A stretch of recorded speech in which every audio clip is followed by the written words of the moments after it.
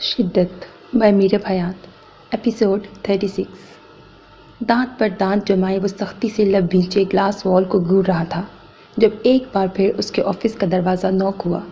इस बार यस कहने की बजाय वो एक झटके से चेयर से उठा और उसकी पुश्त से अपना कोट उठाकर लापरवाही से बाजू पर डाल लिया। टेबल पर पड़ा अपना मोबाइल उठाकर वो खुद को कंपोज करता ऑफिस से निकल आया। बाहर ही उसका असिस्टेंट उसके इंतज़ार में खड़ा था।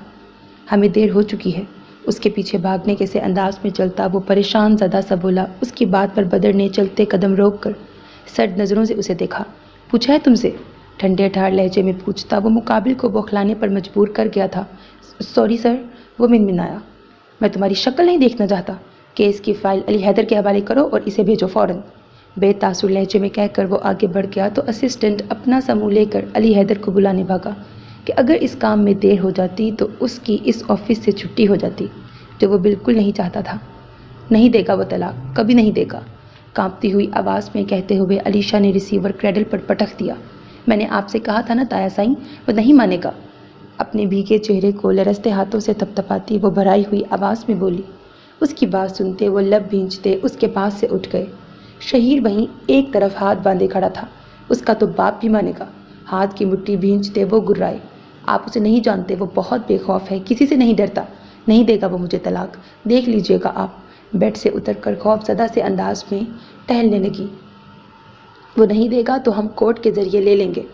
बड़ा बैरिस्टर बना फिरता है, कमबख्त। हाथ की मुट्ठी भींचकर थोड़ी से लगाते वो किसी जहरीले नाक की मानंद पुनकारे। उनकी बात पर अलीशा ने कदम रोक कर उनकी तरफ देखा। कोर्ट? कोर्ट उसके लिए क्या है? कवानीन उससे हिफ्स हैं। मुकदमे जीतना उसके बाएं हाथ का खेल है ताया साईं। वो बदर लगारी है, यहाँ हथेली में लेके घूमता है वो कोर्ट को। मुट्ठी बंद करेगा तो सब कुछ उसके हाथ में कैद हो जाएगा। क्या आप ये नहीं समझते? अपनी नाजुक हथेली उनके सामने फैलाती वो भीगी हुई आवाज़ में चिल्लाई। उसके जवाब के बदले में वो लब भींचते उसके सामने आए। जब उस कोर्ट में उसके मुकाबिल उसकी बीवी खड़ी होगी ना अलीशा, तो वो चाहकर भी मुट्ठी बंद कर नहीं सकेगा और खुली हथेली से कुछ भी छीना जा सकता है, कुछ भी। संजीदगी से कहते हुए अब्दुल अजीज़ चौहान की आंखों में मक्कारी चमकने लगी। ये मरहला मुश्किल है, वो मानता था, लेकिन अलीशा चौहान को उसकी हथेली से छीन लेना नामुमकिन है, ये वो बिल्कुल नहीं जानता था। लेकिन वक्त उस पर सब कुछ आया कर देने वाला था। अलीशा का सर मुसलसल नफ़ी में हिल रहा था। क्या हुआ अगर बदर का मेरे बाबा साईं की मौत के पीछे हाथ न हुआ तो? बेड पर बैठती वो बुड़बुड़ाई जिसे शहीद ने सुन लिया था। पागल हो गई हैं आप, हमने खुद उसके आदमियों को पकड़ा है, उन्होंने एतराफ़ किया है। शहीद उसके करीब आता गुर्राया, लेकिन उसने एतराफ़ नहीं किया। अलीशा ने सर उठाकर उसी के अंदाज में उसे जवाब दिया। वो कहता है कि उसने कत्ल नहीं किया। अगर वो कह रहा है तो फिर यकीनन उसने नहीं किया, क्योंकि वो जो कुछ कर जाता है डंके की चोट पर उसका एतराफ़ भी करता है। वो बदर है शहीर, बदर लगारी, और बदर लगारी झूठ नहीं बोलता। अलीशा चौहान से तो बिल्कुल नहीं। अपना ज़ब्त खोकर बोलती वो आखिर दिमाग की मान कर उस फैसले पर जा पहुंची थी जिस तक उसके दिल की रसाई नहीं हो रही थी। वो दिल जो बाप की मौत पर खून खून हो चुका था। बकवास बंद करो, ये क्या बदर बदर लगा रखा है? उसे मारने को हाथ उठाते अब्दुल अजीज़ चौहान चिल्लाए जब शहीद ने आकर सरत से उनका हाथ रोका। ये क्या कर रहे हैं आप ताया साईं? आंखों ही आंखों में उन्हें तंबीह करता वो चिल्लाया। तुम्हें नज़र नहीं आ रहा? यहाँ मेरा भाई मर गया है और उसे उस घटिया आदमी की ज़बान पर यकीन है। शहीद को पीछे धक्का देते वो बिफर गई। अलीशा का तनफ्फुस बिगड़ने लगा। दिलो दिमाग अजब जंग का शिकार थे। झूठा है वो, तुमसे इसीलिए झूठ बोल रहा है क्योंकि मरने वाला तुम्हारा बाप था। बेवकूफ़ लड़की, वो कभी तुम्हारे सामने ये एतराफ़ नहीं कर सकता, कभी नहीं। सुर्ख आंखों से उसे घूरते वो एक एक लफ्ज़ पर जोर देकर बोले। टिप टिप अलीशा की आंखों से आंसू बहने लगे। किसी रोज़ वो यूं ही अपनी इस शिद्दत पसंदी के हाथों तुम्हें भी कत्ल कर देगा, लेकिन इससे भी पहले वो मुझे और तुम्हारे भाई को मार डालेगा। अब तुम्हें सोचना है अलीशा कि तुम्हें क्या करना है। लहजे को बदलते वो फ़ौरन आवाज़ में नरमी समोकर बोले। और ये जो तुम्हें खुश फहमी है कि वो तुमसे झूठ नहीं बोलता, तो तुम्हें सबूत भी दिखाई देता हूँ। नदीम को वीडियो कॉल मिलाओ शहीर। उसे मुखातिब करते अब्दुल अजीज़ चौहान ने आखिर में शहीर से कहा तो उसने उनके हुक्म पर अमल दरामद किया। थोड़ी ही देर में दो चेहरे उसके सामने थे। वो कोई और नहीं, वही दो मुलाजिम थे जो नूरदीन और शहला से पहले लतीफ़ाबाद वाले फार्म हाउस में बदर के खिदमतगार थे। जावेद और शहजाद दोनों ही रस्सियों में जकड़े हुए थे। تم اگر ہماری کھال کاٹ کر بھی جسم سے الگ کر دو تب بھی قبول نہیں کریں گے۔ کمینوں، ہمارے سردار سائیں پر آئی موت اپنے سر لے جائیں گے۔ ان میں سے ایک چیخ رہا تھا، اعتراف تو تمہیں کرنا پڑے گا کہ چھوٹے سائیں کا قتل تم دونوں نے بدر لگاری کے کہنے پر کیا ہے۔ ندیم نامی وہ آدمی شہزاد کے پیٹ میں ٹھڈا مارتے ہوئے کہہ رہا تھا۔ بدلے میں شہزاد ہنسا تھا، کبھی نہیں۔ نفرت سے ندیم کو دیکھتا وہ گرایا، ہمارا سردار زندہ باد، بہت جلد تمہارے بڑے سائیں کی بھی باری آئے گی۔ اس بار جاوید نے ندیم کو للکارا تھا، بدلے میں اسے بھی ایک ٹھوکر نصیب ہوئی تھی۔ علیشا نے بیڈ شیٹ مٹھیوں میں جکڑے آنکھیں میچ لیں۔ یہ کیا کیا آپ نے بدر؟ کیوں کیا؟ وہ دل ہی دل میں چلائی تھی، بھوری آنکھوں میں لہو سا سمٹ آیا تھا۔ خلا کے پیپرز تیار کروائیں تایا سائیں؟ غصے اور اذیت سے سرخ ہوتے چہرے کو اونچا کرتی وہ زہر کھند لہجے میں بولی تو عبدالعزیز چوہان نے شہیر کی جانب دیکھا جو کال کاٹ رہا تھا۔ بہت جلد کروائیں گے، لیکن سب سے پہلے تمہیں اب یہاں سے چلنا چاہیے۔ میرا خیال ہے کہ تمہارا یہاں رہنا اب مناسب نہیں ہے۔ کلائی پر بندھی گھڑی پر نظر ڈالتے وہ اطمینان سے بولے، یہاں سے؟ علیشا نے ہاتھوں کی انگلیاں مروڑ ڈالیں۔ ہاں بالکل آپا، اب آپ پہلے سے بہتر ہیں، سو ہمارے ساتھ ہی چلیں۔ شہید نے آہستگی سے کہا تو اس نے غائب دماغی کے عالم میں سر ہلایا۔ عالم کو کال کرو اور اسے بتاؤ کہ میں علیشا کو لے جا رہا ہوں۔ عبدالعزیز چوہان نے شہید کو مخاطب کیا تو وہ عالم کا نمبر ڈائل کرنے لگا۔ وہ اٹھی اور دبے قدموں بیڈ کے سرانے کی طرف آ گئی۔ دھندلی ہوتی آنکھوں سے بیڈ سائڈ ٹیبل کھنگالی تھی۔ عبدالعزیز چوہان کمرے سے نکل چکے تھے جبکہ شہیر عالم سے بات کر رہا تھا۔ علیشا نے ہاتھ لگی ڈائری کا صفحہ پھاڑ کر اس پر پین کی نوک کو کانپتے ہاتھوں سے گھسیٹا۔ یہ کیا کہہ رہے ہیں آپ چاچو؟ سبحانی ہاتھوں کی مٹھی بھینچتا دبی دبی آواز میں گرایا۔ تبھی وہاں سر پر پٹی باندھے سندل بیگم بھی چلی آئی تھی۔ عبدالغفور چوہان کی موت کے بعد ان کی طبیعت جو بگڑی تو اب تک سنبھل نہ پائی تھی۔ میں جو کہہ رہا ہوں صحیح کہہ رہا ہوں۔ ولید شاہ کا انداز بے لچک تھا۔ یہ صحیح کہتے کہتے تم نے اپنے بال سفید کر لیے ولید شاہ۔ کیا پہلے تمہارا ضمیر مرا پڑا تھا؟ کیا اب تمہارے وجود میں کوڑے کی ضرب سہنے کی طاقت ہے؟ اپنے سر پر ہاتھ رکھتی سندل بیگم حسب عادت گوہر فشانی کرنے سے باز نہیں آئی تھی۔ اولاد کی نفرت کوڑے کی ضرب سے بدتر ہوتی ہے بھابھی سرکار، آپ تو اچھے سے سمجھ سکتی ہیں، پھر بھی مجھ سے سوال کر رہی ہیں۔ ولید شاہ نے بڑے سبھاؤ سے انہیں ان کی اوقات دکھائی تھی۔ وہ بری طرح کی لستی پہلو بدل کر رہ گئیں۔ میری اولاد اس جہاں میں مجھ سے نفرت کرتی ہے جو سہنا میرے لیے محال ہے۔ سوچتا ہوں جب بروز قیامت اللہ مجھ سے منہ موڑ لے گا تو کیسے سہوں گا۔ اس لیے بہتر ہے کہ اس جہان میں کیے گناہ کی سزا اسی جہان میں بھگت لوں۔ وہاں کا حساب بڑا سخت ہے، اسے سہنے کی طاقت کسی ذی روح میں نہیں۔ بولتے ہوئے ان کی آواز بھاری ہو گئی۔ ان کی بات سنتے منصب کی آنکھوں میں سرخی اترنے لگی۔ ہم اس پر بعد میں بات کریں گے ولید شاہ، فی الوقت تم اپنے کمرے میں جاؤ، ذوالفقار عالم شاہ نے لرزتی ہوئی کمزور آواز میں کہا، لیکن وہاں آتے وقار شاہ کی آواز نے انہیں پل بھر کو چپ لگا دی تھی۔ بعد میں بات کرنے کی گنجائش چھوڑی ہی نہیں ہے، آپ کے سپوت نے بابا سرکار۔ غضبناک نظروں سے ولید شاہ کو دیکھتے وقار شاہ بولے تو ولید شاہ نے جھکا سر مزید جھکا لیا۔ کیا مطلب؟ کیا ہوا کیا ہے؟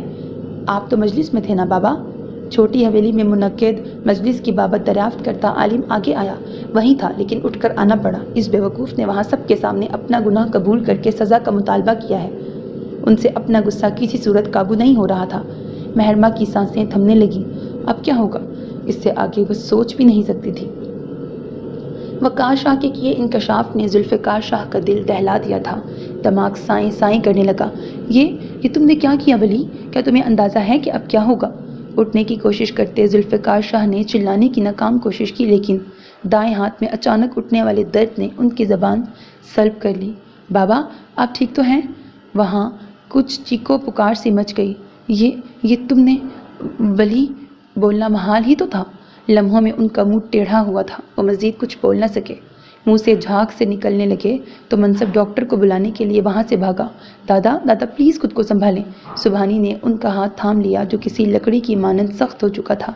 نگاہیں کسی غیر مرئی نقطے پر مرکوز ہو چکی تھیں۔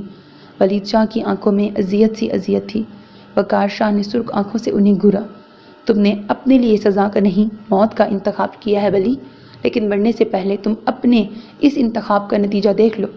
ہاتھ سے ذوالفقار عالم شاہ کے بے حس و حرکت وجود کی طرف اشارہ کرتے وہ سلگتے ہوئے لہجے میں بولے تو ولید شاہ کی آنکھوں سے ایک آنسو نکل کر گال پر پھسلتا چلا گیا۔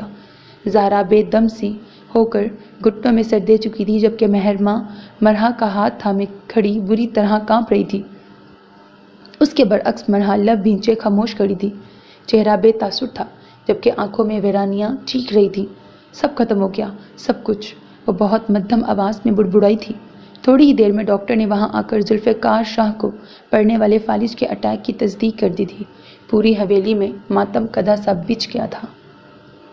कट तो जाती है मगर रात की फितरत है अजीब, इसको चुपचाप जो काटो तो सदी बन जाए। स्याह आंखों में मुंजमद कर देने वाली सर्द मोहरी समोए वो दूर आसमान पर खिंचती रोशनी की लकीर को तक रहा था, जो धीरे धीरे आसमान पर छाने की कोशिशों में उसकी आंखों में चमक रही थी। अटखेलियाँ करती मध्यम हवाएं ताहत निगाह पहले समुंदर की सतह को छू छू कर जैसे गुदगुदा रही थी। पानी की लहरें लरसती झिझकती उसके मजबूत पैरों से सर टकराकर पलटती तो उसकी अंदरूनी हालत से बेखबर व मज़ीद सरकश हो जाती। नाइट ड्रेस पहने वो तुलुए आफताब का मंजर बेतासुर निगाहों से देख रहा था। गुज़िश्ता रात अपने गुजरते हर लम्हे के संग उसकी नींद भी अपने साथ ले गई थी। वो सो ना पाया तो फार्म हाउस से यूं ही निकल आया। गार्ड्स ने पीछा करने की कोशिश की तो बदर की एक सर्द निगाह ने ही उनके कदम रोक दिए। वो वक्त के भागते लम्हों की कुछ घड़ियां तन्हाई में बिताना चाहता था। अलीशा के मुतालबे ने हकीकतन उसके दिल को धचका लगाया था। वो किसी सूरत उसे खुद से दूर होता बर्दाश्त नहीं कर सकता था, ना आज, ना कल, ना अपनी आखिरी सांस तक।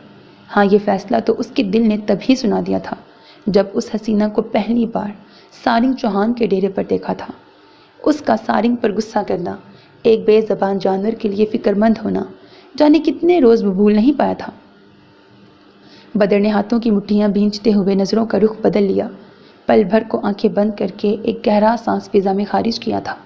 उस दुश्मन जान की दीद की तड़प बंद आंखों में फड़फड़ाने लगी तो उसने यकदम आंखें खोल ली। फिर सरद से पलटा और कई कदम चलता दूर आया और अपने स्लीपर्स पहनकर फार्म हाउस का रुख किया। ये साहिल समुंदर के करीब तरीन वाक़या था जहाँ वो शाज़ो नादर ही आया करता था। फार्म हाउस की इमारत में कदम रखते ही उसके मुलाजिम चौकन्ना हुए थे।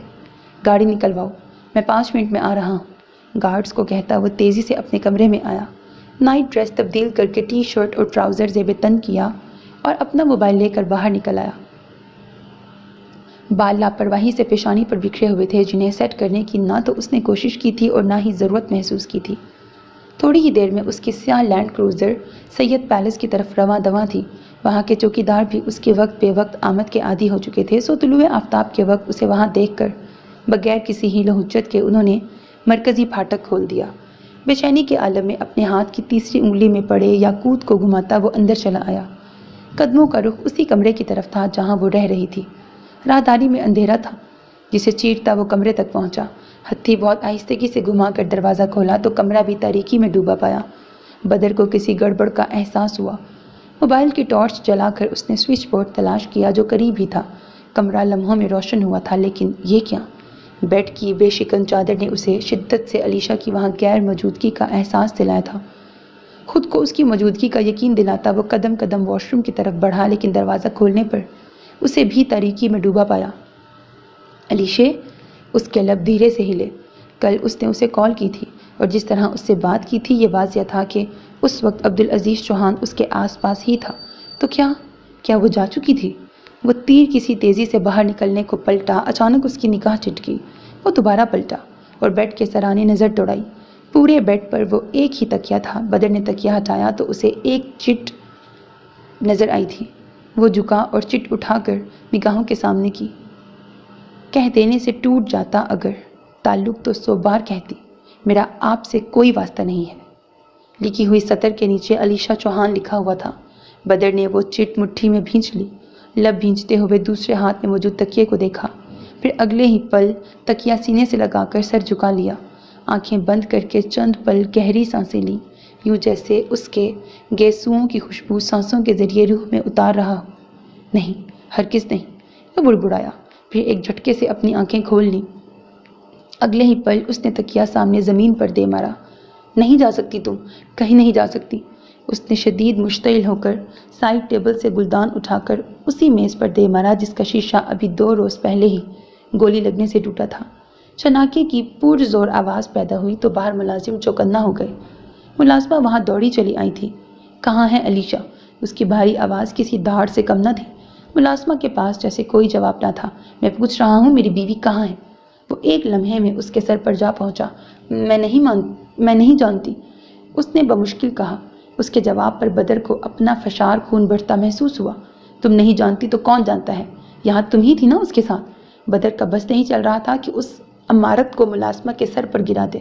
جی ہاں میں ہی تھی، لیکن ہم تو سرکار کے غلام ہیں صاحب۔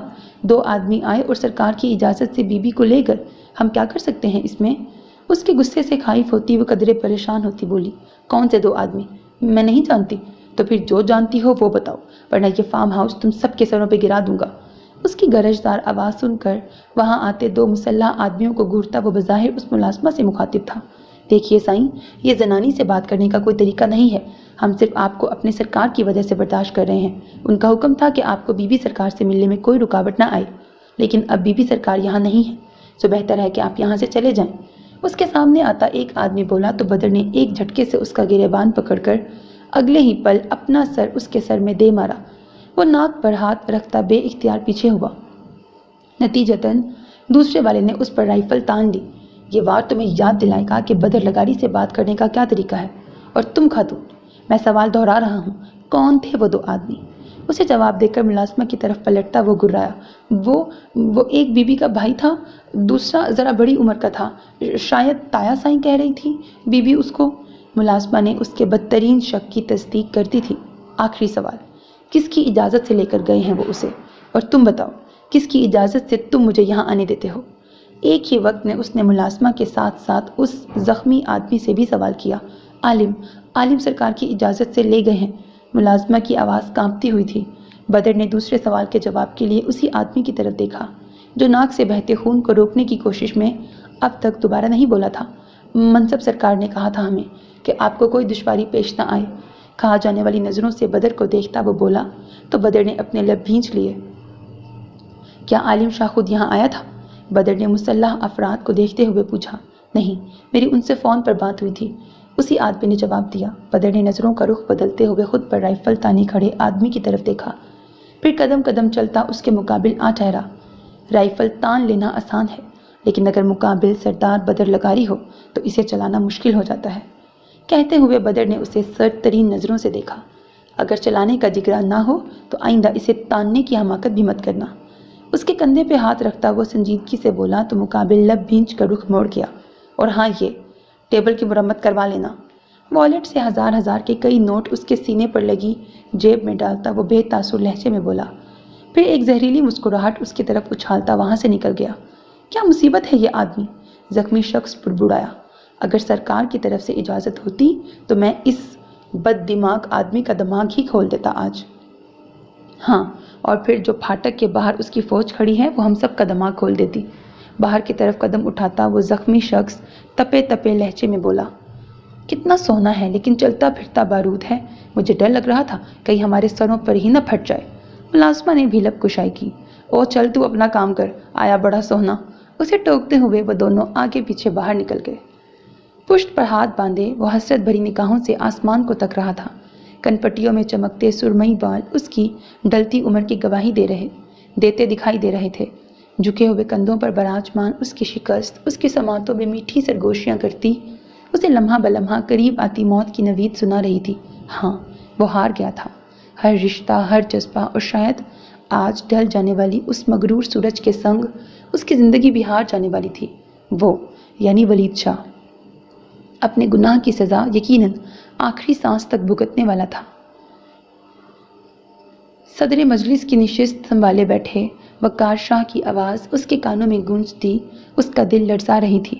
میں وقار عالم شاہ مجلس صدر سید ذوالفقار عالم شاہ کے فرزند کے طور پر اور اس گدی کی عظمت کو گردانتے ہوئے یہ واضح کرتا ہوں کہ ولید عالم شاہ 21 برس پہلے زنا بالجبر جیسے غلیظ گناہ کا مرتکب ٹھہرا تھا، اور اب چونکہ وہ اس گناہ کو خود قبول کر چکا ہے لہٰذا میں ولید شاہ کو کل بعد نماز عصر 70 کوڑے مارنے کا فیصلہ سناتا ہوں، جس میں ترمیم کی کوئی گنجائش نہ ہوگی۔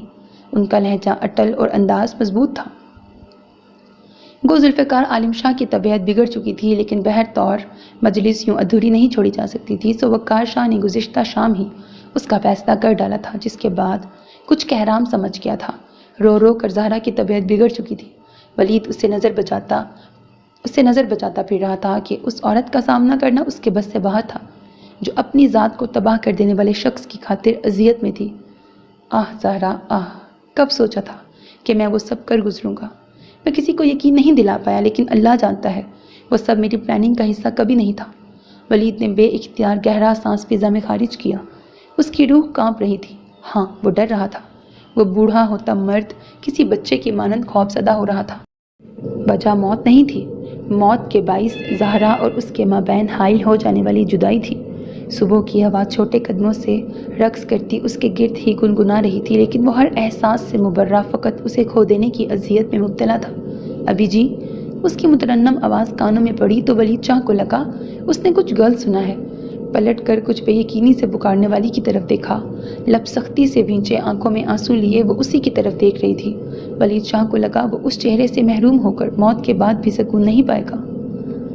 دروازہ کھول کر وہ اندر آیا تو اسے کمرے میں ٹہلتا پایا۔ چہرے کی رنگت متغیر ہو رہی تھی، آنکھوں کی ویرانی صاف عیاں تھی۔ وہ قدم قدم چلتا اس کی جانب آیا۔ کیوں خود کو ہلکان کر رہی ہو؟ وہ سنجیدگی سے بولا تو مہربا نے بھیگی آنکھوں کی پلکیں اٹھا کر اسے دیکھا۔ میں کر رہی ہوں یا یہ زندگی مجھے کر رہی ہے؟ اس کی طرف شکوہ کنہ نظروں سے دیکھتی وہ لرزتی ہوئی آواز میں بولی۔ تو منصب نے اپنے لب بھینچ کر اسے دیکھا۔ تم کر رہی ہو ماہی، صرف تم۔ اسے بازوؤں سے تھامتا وہ ایک ایک لفظ پر زور دے کر بولا۔ اگر تم ایک بار جا کر چاچو کے سینے سے لگ جاؤ تو تمہیں سکون مل جائے گا ماہی، منصب نے سنجیدگی سے کہا تو مہرما کی آنکھوں سے آنسو گال پر لڑک آئے۔ یہ ممکن نہیں ہے۔ دہکتی ہوئی بٹی کی مانند جلتی آنکھوں سے اسے دیکھتی وہ ہر درمی سے بولی تو منصب نے دانت پر دانت جماتے ہوئے اس کے بازو اپنی گرفت سے آزاد کر دیے۔ اس کی جلتی سلگتی آنکھیں دیکھنا اس کی برداشت سے باہر تھا۔ تو ٹھیک ہے پھر، رو کیوں رہی ہو؟ ساری رات سوئی کیوں نہیں؟ کل سے کچھ کھایا کیوں نہیں؟ کیوں ماہی؟ تمہاری ماں اس وقت شدید اذیت میں مبتلا ہے، کیوں اس سے منہ چھپائے یہاں اپنا غم غلط کر رہی ہو؟ جاؤ اور ان کا سامنا کرو، پھر کھاؤ پیو، اپنا خیال رکھو۔ جب قطع تعلقی اختیار کی ہے تو پھر پوری طرح کرو نا، بن جاؤ بے حس۔ مت سوچو اس بارے میں جس بارے میں سوچ کر تمہاری یہ آنکھیں دکھ رہی ہیں ماہی۔ اپنا غصہ ضبط کرنے کی ناکام کوشش کرتا وہ سخت لہجے میں بولتا چلا گیا۔ مہرما کے آنسوؤں میں اضافہ ہو گیا۔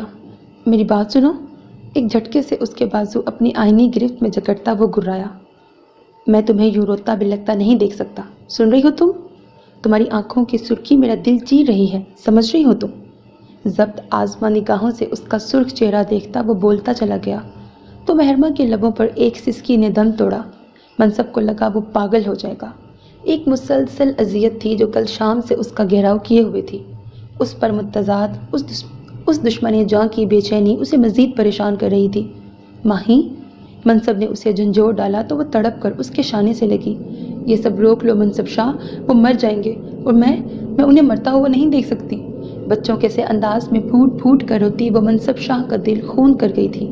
پلیز کچھ کرو نا منصب۔ اپنا سر اٹھاتی وہ ہچکیاں لیتی بمشکل بولی تو منصب نے جھک کر اس کی پیشانی چوم لی۔ بے اختیار اس کے گرد اپنے ایک بازو کا گھیرا بنا کر دوسرے سے اس کا سر سہلایا تھا۔ میری جان، میری زندگی، رونا تو بند کرو یار۔ کیوں روتی رہو گی تو منصب شاہ کچھ نہیں کر پائے گا، کچھ بھی نہیں۔ اس کے بھیگے گال صاف کرتا وہ نرمی سے بولا تو وہ آنکھیں میچتی نچلا لب دانتوں میں دبا گئی، جیسے خود کو مزید رونے سے روکنے کی کوشش کی تھی۔ ادھر دیکھو میری طرف۔ اس نے اسے خود سے الگ کرتے ہوئے اس کی تھوڑی اونچی کی۔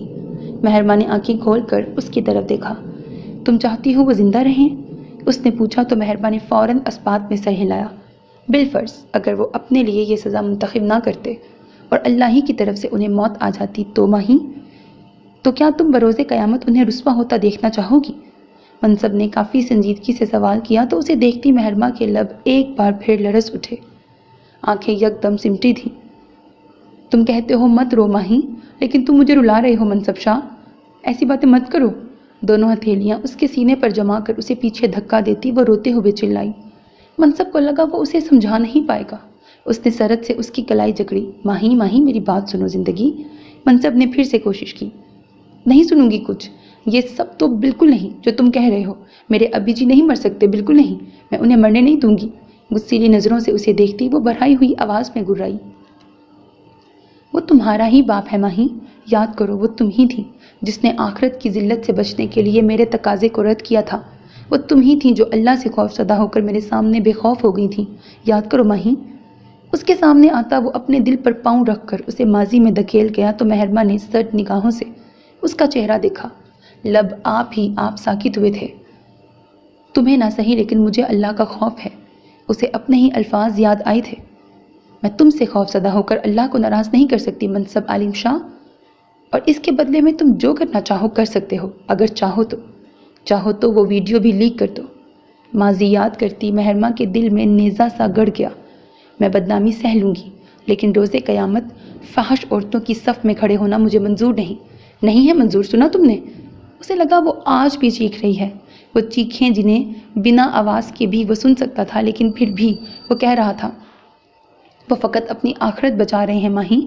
दुनिया तो वैसे भी उनके हाथ से निकल ही चुकी है, फिर क्यों ना वो आखिरत बचाने की कोशिश कर ले माही। उन्हें कर लेने दो यार, प्लीज़। मनसब ने एक एक लफ्ज़ पर जोर देकर उससे कहा, जो साकित नज़रों से उसे देख रही थी, और वो उसकी निगाहों के ठहराव को बखूबी समझ रहा था। उसे वलीद शाह के करीब करने के लिए उसने खुद से दूर कर दिया था। वो माजी याद दिला दिया था जिसे वो शायद फरामोश कर रही थी। और तुम्हारी आखिरत? वो जानता था कि वो उसी की तरफ आएगी। मनसब को लगा वो फिर से वहीं जा खड़ा हुआ है जहाँ से चला था। अगर मुझे कभी ऐसा कोई रास्ता नज़र आ गया तो अपनी आखिरत बचाने को मैं वो रास्ता इख्तियार करने में एक लम्हा भी नहीं लगाऊंगा। बेतासुर लहजे में कहकर वो आहिस्तगी से पलटा और छोटे छोटे कदम उठाता खिड़की की तरफ आ गया। शायद वो जानता था कि वो समझ चुकी है। उसकी चौड़ी पुश्त पर एक नागवार नज़र डालकर वो कमरे से बाहर निकल आई। उसका रुख ज़हरा के कमरे की तरफ था। नाश्ता कर लो। उसके सामने रखी ट्रे पर एक नज़र डालता वो बेतासुर लहजे में बोला तो मरहा ने नज़रें उठाकर उसकी तरफ देखा, जिसका चेहरा बिल्कुल सपाट था। आप कर ली, मुझे भूख नहीं है। उसके हलक से मरी मरी सी आवाज़ निकली तो आलिम ने इस बार बराह रास्त उसकी तरफ देखा। मरहा, मुझे तंग नहीं करो, तुमने कल रात से कुछ नहीं खाया, चुपचाप ये नाश्ता करो। वो संगीन लहजे में उसे धमकाने वाले अंदाज में बोला तो मरहा ने गर्दन मोड़कर उसे देखा। वो उससे 2 हाथ के फासले पर बेड ग्राउंड से टेक लगाए बैठा था। अगर ना करूं तो आप क्या करेंगे? पलकें झपकाती वो काफ़ी सादगी से पूछ रही थी। उसके उल्टे सवाल पर आलिम ने उसे घूरा, लेकिन निगाह यकदम साकित हुई थी। उसकी नींद से महरूम बेहाल सी आंखें आलिम के दिल की धड़कन तेज़ कर गई थीं। तो तुम चाहती हो कि मैं कुछ करूं? हाथ में पकड़ा मोबाइल एक तरफ रखता वो मुकम्मल तौर पर उसकी तरफ मतवज्जा हो गया। वो कुछ गड़बड़ाई। मैंने ये तो नहीं कहा। वो जल्दी से बोलती निगाह झुका गई। तो फिर ये नाश्ता करो फ़ौरन। इस बार बाकायदा शहादत की उंगली से ट्रे की तरफ इशारा करता वो बोला तो उसने लब भींच कर सर मज़ीद झुका लिया, लेकिन हाथ हनूज गोद में थे। मरहा, मैं तुमसे कुछ कह रहा हूँ। वो बरहम हुआ तो मरहा ने झुका सर होले से उठाया। क्या वो मर जाएंगे? उसका सवाल इतना गैर मतवक्का था कि अगर कोई और वक्त होता तो वो समझ ही ना पाता कि वो किसकी बाबत दरियाफ्त कर रही है, लेकिन हालात की संगीनी ने उसे पल में बावर करवाया था कि वो वलीद शाह के बारे में पूछ रही है। उसके चेहरे पर छाई सरासीमगी से वाज़िया था कि वो किस कदर खौफज़दा है। तुम्हें क्या फ़र्क पड़ता है? आलिम का सवाल उसकी तवक्को के बरअक्स था। मुझे? उसके लब हिले। हाँ तुम्हें। वो उसके करीब हुआ। मैं नहीं जानती। वह नज़र चुरा गई। तुम जानती हो। आलिम ने उसका हाथ अपने मजबूत हाथ में ले लिया। वो मेहरमा बीबी, वो बहुत रोएंगी, वो बुड़बुड़ाई, कहते हुए उसका अपना लहजा भीग रहा था। और तुम? आलिम तो जैसे आज उसे हर तरफ से घेर रहा था। मैं? वो फिर से उसी अंदाज में बोली। हाँ तुम। आलिम ने उसका चेहरा थोड़ी से ऊंचा किया। मैं क्यों रोऊंगी? आलिम की तरफ देखकर पूछते हुए उसकी आंख से एक आंसू बहुत तेज़ी से निकलकर गाल पर फिसला था। आलिम का दिल बेचैन सा हो गया। क्यों हो इतनी सादा, इतनी मासूम, इतनी अच्छी? क्यों मरहा? उसके गाल हाथ के अंगूठे से साफ करता वो आहिस्तगी से बोला तो मरहा ने लरसते लब भींच कर रुख मोड़ लिया। मैं अपने एहसासात समझने से कासिर हूँ, लेकिन इतना मालूम है कि ये एहसासात अच्छे नहीं हैं सरकार। उसकी गिरफ्त से अपना हाथ खींचती वो मध्यम आवाज़ में बोली। मैं नहीं जानती, लेकिन मेरा दिल बैठ रहा है। मुझे लग रहा है जैसे हर गुजरता पल मेरी रूह जिस्म से खींच रहा है, यूँ जैसे मैं ख़त्म हो जाऊँगी। बेड ग्राउंड से टेक लगाती वो शिकस्त खूरदा सी बोलती चली गई। क्या अभी भी कुछ जानने की ज़रूरत है मरहा? चाचू को सज़ा सुनाई गई है, तुम अच्छे से जानती हो। जिसके बाद वो बचेंगे या नहीं ये अल्लाह ही जानता है। عالم نے سنجیدگی سے لب کشائی کی تو مرحا نے اس کی طرف دیکھا۔ میں اس لیے پریشان نہیں ہوں کہ وہ بچیں گے یا نہیں، وہ کھوئے کھوئے انداز میں بولی۔ ہاں، تم اس لیے پریشان ہو کہ تم نے انہیں معاف نہیں کیا، اس لیے کہ تم نے اپنے باپ کے ہوتے ہوئے بھی اسے باپ کہہ کر نہیں پکارا، اس لیے کہ کہیں تمہارے پکارنے سے پہلے مر گئے تو۔ اس کا چہرہ دیکھتا وہ سنجیدگی سے بولتا چلا جا رہا تھا جب مرحا نے تڑپ کر اس کی بات کاٹی۔ سرکار پلیز مجھ سے یہ سب باتیں مت کریں۔ اپنی نم ہوتی آنکھیں رگڑتی وہ جس سرت سے اس کے پاس سے اٹھی تھی اسی سرت سے عالم نے اس کی کلائی تھام لی۔ تم یوں نہیں بھاگ سکتی مرحا، ایک بار سوچ لو۔ خود بھی بیڈ سے اتر کر اس کے سامنے آتے ہوئے نرمی سے بولا تو مرحا نے اپنے لب بھینچ لیے۔ میں جتنا بھی سوچ لوں اس شخص کو معاف نہیں کر سکتی جس کی وجہ سے میں نے بچپن سے لے کر اب تک صرف ذلت ہی سہی ہے۔ میرے دل میں ان کے لیے کوئی نرم گوشہ نہیں ہے۔ ہمت جمع کرتی وہ بڑی دیدہ دلیری سے جھوٹ بول رہی تھی۔ جھوٹ مت بولو مرحا، وہ سنجیدگی سے بولا۔ سچ بول کر بھی کوئی فائدہ نہیں ہوگا، ولید شاہ کو تو بالکل نہیں۔ ایک جھٹکے سے اپنی کلائی اس سے چھڑوا کر وہ سرت سے وہاں سے بھاگی تھی کہ بے اختیار ہوتے آنسو وہ اس کے سامنے نہیں بہانا چاہتی تھی۔ واش روم کا دروازہ بند ہونے کی آواز پر عالم نے چونک کر اپنے ہاتھ کو دیکھا، وہ خالی تھا۔ مرحا جا چکی تھی۔ عالم کو لگا وہ ولید شاہ کے لیے کچھ نہیں کر پائے گا۔ کچھ پتہ چلا؟ تیسری انگلی میں پہنے یاقوت کو چھیڑتا وہ بے تاثر لہجے میں پوچھ رہا تھا۔ دوسری جانب جو بھی تھا اس کے حکم کو لمحوں میں پورا کرنے کی اہلیت رکھتا تھا۔ وہ اس وقت نوشہر و فیروز میں ہے۔ دوسری جانب سے جواب ملا تو بدر نے اسٹیئرنگ وہیل پر ہاتھ رکھتے ہوئے ایک نظر باہر چلتی ہوئی سڑک پر ڈالی۔ لوکیشن سینڈ کی ہے آپ کو، واٹس ایپ دیکھ لیں۔ فون کے اسپیکر سے تپر کے مستعد سی آواز ابھری تو بدر نے لب بھینچتے ہوئے کال کاٹ دی۔ اس نے پہلی فرصت میں علیشہ کی بابت ہی جاننے کی کوشش کی تھی، لیکن تپر کے مطابق وہ سارنگ ولا میں نہیں تھی۔ اس کے علاوہ وہ کہاں تھی معلوم تو وہ کر ہی لیتا، لیکن دورانیہ شاید 24 گھنٹوں سے طویل ہو جاتا جو اسے گوارا نہیں تھا۔ اگنیشن میں چابی گھماتے ہوئے اس نے گاڑی سٹارٹ کر دی۔ ہواؤں سے باتیں کرتی اس کی گاڑی نوشہر و فیروز کی جانب رواں دواں ہو چکی تھی، جبکہ اس کو فالو کرتے اس کے گارڈز کی گاڑیاں معمول کی طرح اس کے ساتھ ساتھ تھیں۔ یہ آپ کہاں لے آئے ہیں مجھے؟ اس نے گھوم کر اس 6 گز کے کمرے کا جائزہ لیا جس میں کھڑے ہوتے ہوئے بھی اسے گھٹن محسوس ہو رہی تھی۔ علیشہ کے سوال پر عبدالعزیز چوہان نے بغور اسے دیکھا۔ وہ لڑکی ان کے بیٹے کی موت کی واحد وجہ تھی۔ یہ میرے خاص ملازم کا گھر ہے، بدر لگاری کی نظروں سے چھپنے کے لیے اس سے بہتر جگہ اور کوئی نہیں ہو سکتی، سو طلاق ہو جانے تک تم یہیں رہو گی، انہوں نے سنجیدگی سے کہا تو علیشہ نے بے اختیار اپنے دوپٹے سے چہرے پر آتا پسینہ صاف کیا۔ لیکن کیسے؟ وہ بڑبڑائی۔ جیسے رہا جاتا ہے ویسے ہی، اور کیسے؟ لاپرواہی سے جواب دے کر وہ کمرے کا دروازہ بند کر کے باہر آ گئے۔ آپ اسے یہاں کیوں لائے ہیں تایا سائیں؟ وہ اس قبر جیسے گھر میں کیسے رہے گی؟ شہیر فوراً ان کے مقابل آیا تھا۔ شکر کرو قبر جیسے گھر میں لایا ہوں، سیدھا قبر میں نہیں بھیجا۔ مونچھوں کو تاؤ دیتے وہ گرائے تو شہیر نے لب بھینچ کر انہیں دیکھا۔ اگر وہ طلاق سے پہلے قبر میں چلی گئی تو بدر لگاری ہمیں قبر میں اتار دے گا۔ اس کی طلاق ہو جانے تک اسے کسی بہتر جگہ منتقل کر دیں تاکہ اس پر یا اس کے بچے کی صحت پر کوئی اثر نہ پڑے، ورنہ وہ کافی سنجیدگی سے بول رہا تھا جب لبوں پر انگلی رکھتے عبدالعزیز چوہان نے اس کی بات کاٹ دی۔ وہ نہیں جانتی کہ وہ ماں بننے والی ہے، اسے پتہ چلنا بھی نہیں چاہیے۔ وہ مدھم آواز میں پھنکارے تو شہیر نے چہرے کا رخ موڑ لیا، لیکن بدر لگاری جانتا ہے کہ وہ باپ بننے والا ہے۔ اگر اس نے یہ بات کورٹ میں اچھالی تو ہم کامیاب نہیں ہو سکیں گے، شہیر دانت کچکچا کر بولا تو عبدالعزیز چوہان نے کمینگی سے آنکھوں کو گھمایا۔ وہ ثابت نہیں کر سکے گا، کیونکہ جس ہاسپٹل میں علیشہ ایڈمٹ تھی اسے بند کروانے والا وہ کمبخت خود ہی ہے۔ اب نہ تو اس بند پڑی عمارت سے کوئی رپورٹ جاری ہو سکتی ہے اور نہ ہی جیل کاٹتے اس ڈاکٹر کی گواہی پر عدالت یقین کرے گی۔ عبدالعزیز چوہان مسکرا کر بولے تو شہیر نے ہولے سے اسبات میں سر ہلایا۔ لیکن اگر اس نے علیشہ کا ٹیسٹ کروانے کا تقاضا کیا تو اسے سنبھالنا ہمارا کام ہے، وہ فوراً بولے تو شہیر نے پرسوچ نظروں سے فرش کو گھورا۔ اس کی آنکھوں کے سامنے اپنے باپ کی لاش گھومنے لگی تو آنکھیں پل میں سرخ ہو گئیں۔ ایک بار یہ طلاق ہو جائے پھر میں بدر لگاری کی رسوائی کا تماشا دیکھوں گا۔ شہیر نفرت سے گرایا تو عبدالعزیز چوہان مسکرانے لگے۔ ان کی مسکراہٹ سے ٹپکتی خباثت واضح تھی۔ اے حرف تسلی تیرے مشکور ہیں، لیکن یہ خیر ہے کہنے سے بہت آگے کا دکھ ہے۔ شکست خوردہ قدموں سے چلتی وہ اس دروازے تک آئی تھی جہاں آنے کے لیے جانے اس نے کتنی ہمت مجتمع کی تھی۔ دروازہ آہستگی سے کھول کر اس نے اندر جھانکا۔ دائیں جانب وہ بستر پر محو استراحت تھی۔ نازیہ بیگم ان کے سرانے ہی براجمان تھیں۔ وہ سر جھکاتی اندر آ گئی۔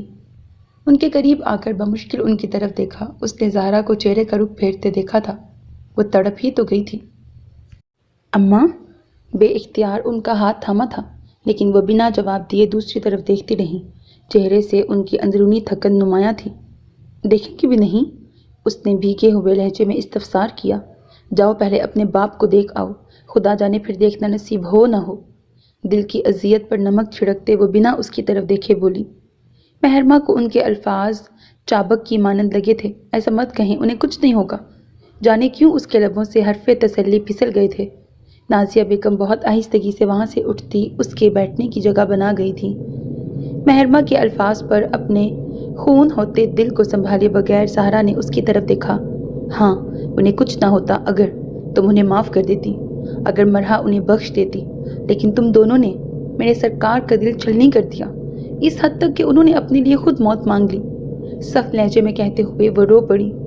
ان کا جسم بخار میں تپ رہا تھا، اس پر متضاد یہ تپتے ہوئے الفاظ۔ محرمہ کو اپنا دل جھلستا ہوا محسوس ہوا۔ وہ نہیں مریں گے اماں، وہ نہیں مر سکتے۔ اپنا آپ سنبھالتی وہ قدرے اونچی آواز میں بولی۔ اس کے کہہ دینے پر زہرا کچھ پل یوں ہی خاموشی سے سرک گئے۔ پھر زہرا نے بہت آہستگی سے جڑے لب کھولے۔ وہ مجھ سے ملنے نہیں آئے، میں نے انہیں کل شام کے بعد سے اب تک نہیں دیکھا مہر۔ زہرا نے خالی خالی نظروں سے اسے دیکھا۔ ان کی آنکھوں میں اس پل کیا کیا نہ تھا۔ وہ ان خاموشی اور اب ان کی آنکھوں کا تقاضا سمجھ گئی تھی۔ جو فیصلہ وہ اس تمام دورانیے میں نہیں کر پائی تھی، وہ اس نے ایک پل میں کیا تھا۔ میں بلا لاتی ہوں۔ وہ آہستگی سے اٹھ گئی تو زہرا نے آنکھیں موند لیں۔ انہیں یقین تھا کہ اس دنیا میں ولید شاہ کے لیے محرمہ کی ناراضگی سے زیادہ کچھ بھی مہلک نہیں ہو سکتا۔ وہ چھوٹے چھوٹے قدم اٹھاتی ان کے کمرے سے نکل آئی۔ کام کرتی ملازماؤں سے ولید شاہ کی بابت دریافت کرنے پر اسے معلوم ہو گیا تھا کہ وہ فرسٹ فلور کی بیرونی چھت پر ہیں۔ وہ اوپر آئی تو انہیں سامنے ہی آسمان کی جانب چہرہ کیے کھڑا پایا۔ محرمہ کو لگا اس کی ٹانگیں کانپ رہی ہیں۔ زبان ساتھ دینے سے انکاری ہونے لگی تو آنکھ بھر آئی۔ اپنے ہاتھوں کی انگلیاں چٹکاتے ہوئے اس نے ان کی طرف قدم بڑھانے کی کوشش کی، لیکن بے جان ہوتی ٹانگوں نے ہلنے سے انکار کر دیا۔ وہ اس کی موجودگی سے یکسر انجان تھے۔ محرمہ کے لیے انہیں پکارنا محال تھا، لیکن بہرطور اسے یہ کرنا تھا۔ ابھی جی؟ اس کی حلق سے بامشکل مری مری آواز نکلی جو اتنی مدھم تھی کہ اسے لگا وہ خود بھی سن نہیں پائی، لیکن وہ شخص جو اس کا باپ تھا، وہ لمحے کے 1000ویں سیکنڈ میں پلٹا تھا، اور یہاں محرمہ کو لگا اس کا سانس رک گیا ہے۔ چند پل وہ یوں ہی انہیں دیکھتی رہی۔ اگلے ہی پل اس نے خود کو دوڑتا ہوا پایا تھا، دیوانہ وار، بنا رکے۔ وہ ایک جھٹکے سے ان کے سینے سے جا لگی تھی۔ آنکھیں اتنی تیزی سے بہتی چلی گئیں کہ وہ خود نہ سمجھ سکی کہ لفظوں سے کیا کہے۔ اس کے انداز الفت پر ولید شاہ ہلنے کے قابل نہ رہا تھا۔ آنکھوں میں نمی سی اتر آئی۔ وہ لڑکی زہرا کے بعد اس کی شدید محبت تھی۔ ہاں، وہ تھی، کیونکہ وہ اس کی بیٹی تھی۔ ولید نے لب بھینچتے ہوئے اس کے سر پر ہاتھ رکھ دیا جو ہچکیوں سے رو رہی تھی۔ یہاں سے چلیں ابی جی، یہاں سے دور چلیں پلیز، کوئی سزا نہیں لینی آپ کو۔ بچوں کی طرح روتی وہ سسکیاں بھرتے ہوئے بولی۔ ہم یہاں سے چلے جائیں گے۔ یہ شہر، یہ حویلی، یہ لوگ، یہ کچھ بھی نہیں ہے ہمارا۔ یہ کچھ بھی ہمارا نہیں ہے، کچھ بھی نہیں۔ نفی میں سر ہلاتی وہ بری طرح روتے ہوئے بولی۔ کتنی پاگل تھی وہ، کتنی بے وقوف۔ بھلا یہاں سب کچھ تو اسی کا تھا، یہ شہر، یہ حویلی، یہاں کے مکین، اور بھلا کیوں نہ ہوتے۔ وہ چھوٹی حویلی کے وارث کی اکلوتی اولاد تھی، لیکن جانتے بوجھتے بھی اسے پرواہ کب تھی کہ وہ فدا حسین کی بیٹی ہے۔ اس کے لیے تو ولید شاہ ہی اس کا باپ، اس کی محبت، اس کا پہلا عشق تھا۔ مہر، ولید شاہ نے اسے خود سے الگ کیا، لیکن اس نے فوراً نفی میں سر ہلایا۔ شاید جانتی تھی کہ وہ کیا کہنے والا ہے۔ کوئی تسلی نہیں، کوئی جواز پیش مت کیجیے گا، ہمیں یہاں نہیں رہنا، کوئی سزا نہیں لینی، ہو گیا جو ہونا تھا، سب میری غلطی تھی، مجھے آپ سے ناراض ہونا ہی نہیں چاہیے تھا، مان گئی ہوں نا اب میں، تو بس کوئی سزا نہیں، چلیں یہاں سے۔ بھیگے ہوئے بھاری لہجے میں اٹکتے جھجکتے کہتے ہوئے محربہ نے آخر میں انہیں بازو سے پکڑ کر ہلایا۔ ولید شاہ ٹس سے مس نہ ہوا۔ ابھی جی، وہ بھرائی ہوئی آواز میں چیخی۔ اسے لگا اس کے آنسو، اس کی گزارشیں، اس کی تمنائیں تمام ترجیحیں رائے گاہ جانے والی ہیں۔ اور اللہ، اسے کیسے راضی کروں مہر؟ ولید شاہ نے بہت آہستگی سے سوال کیا۔ مہرماں نے ہچکیاں لیتے ہوئے نفی میں سر ہلایا۔ میں منا لوں گی اللہ کو، میں کہوں گی میرے باپ کو معاف کر دے، میں گڑ گڑا لوں گی۔ اس کا ہاتھ تھام کر کہتی وہ اپنے لفظوں سے اس کا دل مٹھی میں لے رہی تھی۔ مہر، تم مان گئی ہو نا؟ اب کچھ نہیں ہوگا مجھے۔ اس کے گال نرمی سے صاف کرتے ہوئے وہ بولا، لیکن مہرماں کے آنسو نہیں رک رہے تھے۔ مجھے ڈر لگ رہا ہے ابھی، بہت ڈر لگ رہا ہے۔ وہ واقعی خوفزدہ تھی، چہرے پر اذیت رقم تھی۔ میرا یقین کرو، کچھ نہیں ہوگا مجھے، وہ اسے مضبوط لہجے میں کہہ رہا تھا۔ مہرماں کسی صورت ماننے کو تیار نہیں تھی۔ میں کہہ تو رہی ہوں، میں دعا کروں گی اللہ سے۔ نفرت کے بڑے بڑے دعوے کرنے والی کتنی کھوکھلی نکلی تھی۔ ہاں، ایسا ہوا تھا کیونکہ وہ اس کی بیٹی تھی، اور بیٹیوں کی باپ سے نفرت تو کھوکھلی ہی ہوا کرتی ہے۔ وہ جانتا تھا، لیکن اسے روتے بلکتے دیکھ کر آج مان بھی گیا تھا۔ سب ٹھیک ہو جائے گا، میرا یقین کرو، ہم بہت خوش رہیں گے۔ بس ایک بار میرے ضمیر سے یہ بوجھ اتر جانے دو۔ اسے خود سے لگاتا وہ محبت بھرے پر یقین لہجے میں بول رہا تھا۔ مہرماں سے سر اسبات میں ہلانا محال ہوا، لیکن ہونٹوں نے سسکتے ہوئے پھر بھی کہہ دیا تھا، انشاءاللہ۔ ایک ہی زاویے سے کھڑکی کے پاس کھڑے کھڑے جانے اس نے کتنے سگریٹ پھونک ڈالے تھے۔ شراب کو چھوڑے تو جانے کتنا عرصہ بیت گیا تھا، لیکن ایک یہ سلگتی آگ تھی کہ جو مہرماں سے ملنے والے ہر نئے کچوکے کے بعد اس کے منہ کو لگ جاتی تھی۔ اب بھی وہ یہی کر رہا تھا۔ صبح ہی صبح بغیر ناشتے کے وہ اپنا دل جلا رہا تھا۔ چہرہ سرخ اور ہونٹ سیاہی مائل لگ رہے تھے۔ آنکھوں میں وحشت ہلکورے لے رہی تھی۔ دل خوف زدہ سا تھا۔ ہاں، وہ ڈر رہا تھا۔ وہ مہرماں کے پھر سے بے مہر ہو جانے سے ڈر رہا تھا۔ وہ نہیں چاہتا تھا کہ وہ پھر سے بھیانک ماضی کو یاد کرے، لیکن اس ماضی میں اسے دھکا دینے والے اس کے اپنے ہی ہاتھ تھے۔ جانے کتنے ہی پل یوں ہی گزر گئے۔ اس نے سورج کی روشنی کو تیزی سے آسمان پر بکھرتے دیکھا تھا۔ دن پوری طرح چڑھ آیا تھا۔ اطراف میں انہونی آہٹیں چیخنے لگی تھیں۔ جانے وہ کتنی ہی دیر یوں ہی کھڑا رہتا اگر کمرے میں آہٹ نہ ہوتی۔ اس نے پلٹ کر دیکھا۔ آنے والی شخصیت کو دیکھ کر وہ کچھ حیران ہوا۔ آپ یہاں؟ انگلیوں میں سلگتی سگریٹ کو قریب ہی میز پر رکھی ایش ٹرے میں مسلتا وہ سنجیدگی سے بولا، کیوں؟ کیا میں تمہارے کمرے میں نہیں آ سکتی؟ ہاتھ میں ناشتے کی ٹرے پکڑے کھڑی وہ اسی کے انداز میں بولی، نہیں ایسی بات نہیں ہے، آپ یوں پہلے کبھی میرے لیے ناشتہ نہیں لے کر آئی نا، تو اس لیے۔ منصب نے نظریں جھکاتے ہوئے کہا، تمہاری وہ اچھی اماں مجھے موقع دیتی تو میں آتی نا۔ بیڈ کی طرف آتی وہ طنزیہ لہجے میں بولی تو منصب نے کچھ عاجزانہ نظروں سے انہیں دیکھا۔ آپ ہر بات میں انہیں کیوں گھسیٹ لیتی ہیں مما؟ وہ خفا ہوا تو سندل بیگم کی بھویں تن گئیں۔ میں نہیں گھسیٹتی، وہ خود ہر جگہ گھس جاتی ہے جو میری ہوتی ہے۔ بیڈ پر ٹرے پٹکنے کے انداز میں رکھتی وہ تلخی سے گویا ہوئی تو منصب نے اپنے لب بھینچ لیے۔ بہرحال آپ نے خواہ مخواہ تکلف کیا ہے، مجھے بھوک نہیں لگ رہی۔ کاؤچ پر بیٹھتا وہ لاپرواہی سے بولا، ہاں اگر ابھی تمہاری اماں یہ ناشتہ لے آئی ہوئی ہوتی نا تو تب نہ بھی ہوتی تو تمہیں بھوک لگ جاتی۔ درستگی سے کہتے ہوئے ان کا لہجہ بھیگ گیا۔ وہ گاڈ سیک، آپ کبھی تو کسی کو بخش دیا کریں۔ سر دکھ جاتا ہے میرا آپ کی ایسی باتیں سن کر۔ ٹیک چھوڑ کر سیدھا ہوتا وہ غصے سے بولا تو سندل بیگم کی آنکھ بھر آئی، اور میرا دل دکھ جاتا ہے، بہت مدھم بھرائی ہوئی آواز میں کہہ کر وہ وہاں سے اٹھ گئیں۔ یہاں میرا کوئی نہیں ہے، نہ تم، نہ تمہارے بھائی، اور نہ تمہارا باپ، شہادت کی انگلی اٹھا کر کہتی سندل بیگم کی آنکھ سے نکلتا آنسو گال پر پھسلا تھا۔ اندر آتی مہرماں نے ان کی بات سنی تو سوجی ہوئی آنکھوں سے منصب کو دیکھا، پھر ان دونوں کو نظر انداز کرتی وہ واش روم میں گھس گئی، جبکہ واش روم کے بند دروازے پر ایک کٹیلی نگاہ ڈال کر سندل بیگم بھی وہاں سے نکلتی چلی گئیں۔ منصب نے دانت بھینچتے ہوئے اپنا سر ہاتھوں میں تھام لیا۔ وہ منہ دھو کر باہر آئی تو اسے سر ہاتھوں میں گرائے بیٹھا پایا۔ اس کے بال پھر سے لمبے ہو رہے تھے۔ مہرماں نے دوسری نظر بیڈ پر رکھی ٹرے پر اور تیسری نظر کھڑکی کے قریب ہی میز پر ڈالی تھی۔ اد جلی سگریٹ کے کئی ٹکڑے تھے جنہیں گننے کی زحمت کیے بغیر وہ اس کی طرف آئی تھی۔ ویسے تو سجدے ٹیکتے پھرتے ہو، اتنا نہیں پتا کہ ماں کا کیا مقام ہے؟ اس کے سر پر پہنچتی وہ بے تاثر لہجے میں بولی۔ آواز بہت سا رو چکنے کی گمازی کر رہی تھی۔ وہ ولید شاہ کو زبردستی زہرا کے پاس لے گئی تھی، پھر ان دونوں کو ناشتہ کروانے کے بعد یہاں آئی تھی، اور یہاں کے حالات دیکھ کر اس کا پہلے سے خراب دماغ مزید خراب ہوا تھا۔ اس کے سوال پر منصب نے سر اٹھا کر اس کی جانب دیکھا۔ کس مٹی سے بنی تھی وہ؟ جس عورت کے لیے وہ اسے سنا رہی تھی وہ دن میں جانے کتنی بار اسے باتیں سنایا کرتی تھی۔ یہ میری اور میری مما کا مسئلہ ہے، تم فکر نہ کرو۔ رکائی سے کہتا وہ وہاں سے اٹھ کر جانے لگا تو مہربا نے بے اختیار اس کی مضبوط کلائی تھام لی۔ منصب کے لیے پلٹنا محال ہوا۔ وہ اس کا ستا چہرہ نہیں دیکھنا چاہتا تھا جس پر سجی آنکھوں کی سرخی اس کا دل چھید رہی تھی۔ پھر تم نے کیوں فکر کی؟ کیوں میرے اور میرے ابی جی کے معاملے میں بولتے رہے تم؟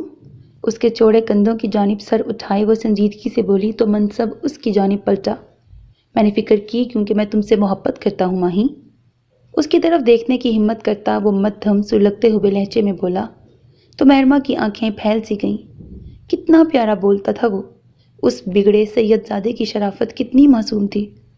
مہرما کے دل کی دھڑکن تیز ہوئی تو اس نے بہت تیزی سے اس کا ہاتھ چھوڑ دیا۔ لیکن میں تم سے نفرت کرتی ہوں، فوراً لب کشائی کی تھی، میں جانتا ہوں، تبھی تو کہہ رہا ہوں تم فکر نہ کرو۔ منصب نے پھیکی مسکان لبوں پر سجا کر کہا تو مہرما نے فوراً چہرے کا رخ بدل لیا۔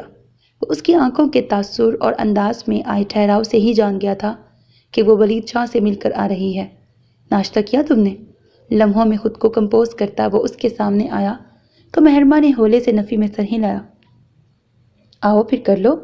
اس کا ہاتھ تھام کر اسے بیڈ کی طرف لے کر آتا وہ نرمی سے بولا تو مہرما نے نفی میں سر ہلایا۔ وہ یہ تمہارے لیے لائی تھی، اس نے آہستگی سے کہا۔ تو تم میری بیوی ہو، جو میرا ہے وہ تمہارا ہے۔ وہ دھیرے سے ہنس کر بولا تو مہربا نے اسے گھورا۔ میں یہ نہیں کہوں گی، وہ ضدی پن سے بولی۔ لاڈ اٹھوانا چاہتی ہو؟ منصب نے غیر سنجیدگی سے اسے چھیڑا۔ لاڈ اٹھوانے والی نہ تو سچویشن ہے نہ ہی میرا موڈ، وہ تب کر بولی۔ یعنی اگر سچویشن ہوتی تو تم ضرور اٹھواتی۔ وہ اسے بیڈ پر بٹھاتے ہوئے پوچھ رہا تھا۔ ہاں تو تم پیار کرتے ہو نا مجھ سے اور میرے شوہر بھی ہو، تو تم سے نہیں اٹھواؤں گی تو کس سے؟ اس کے سوالات سے عاجز آتی اور روانگی میں بولتی چلی گئی تو نہ چاہتے ہوئے بھی منصب کے ہونٹوں پر تبسم آ ٹھہرا۔ تو تم مان رہی ہو کہ تم میری بیوی ہو؟ منصب نے نچلا لب دانتوں میں دبایا۔ اس کے سوال پر وہ سٹ پٹائی۔ میں نے یہ نہیں کہا، میں نے کہا کہ تم میرے شوہر ہو۔ وہ الجھ گئی، پیشانی تپنے لگی تھی۔ ہاں بات تو وہی ہو گئی، میں تمہارا شوہر اور تم میری بیوی، ہے نا بیوی؟ منصب کی ساری کثافت ان چند لمحوں میں دور ہوئی تھی۔ منصب شاہ، میں پہلے ہی ابی جی کے لیے بہت پریشان ہوں، اس پر متضاد تمہارے یہ فضول سوالات۔ اس کی نظروں سے کنفیوز ہوتی وہ وہاں سے اٹھتے ہوئے بولی۔ تم مل لی ہو نا ان سے؟ اب کچھ غلط نہیں ہوگا، سب ٹھیک ہو جائے گا انشاءاللہ۔ منصب فوراً سنجیدہ ہوا تھا۔ لیکن انہیں درد تو ہوگا نا؟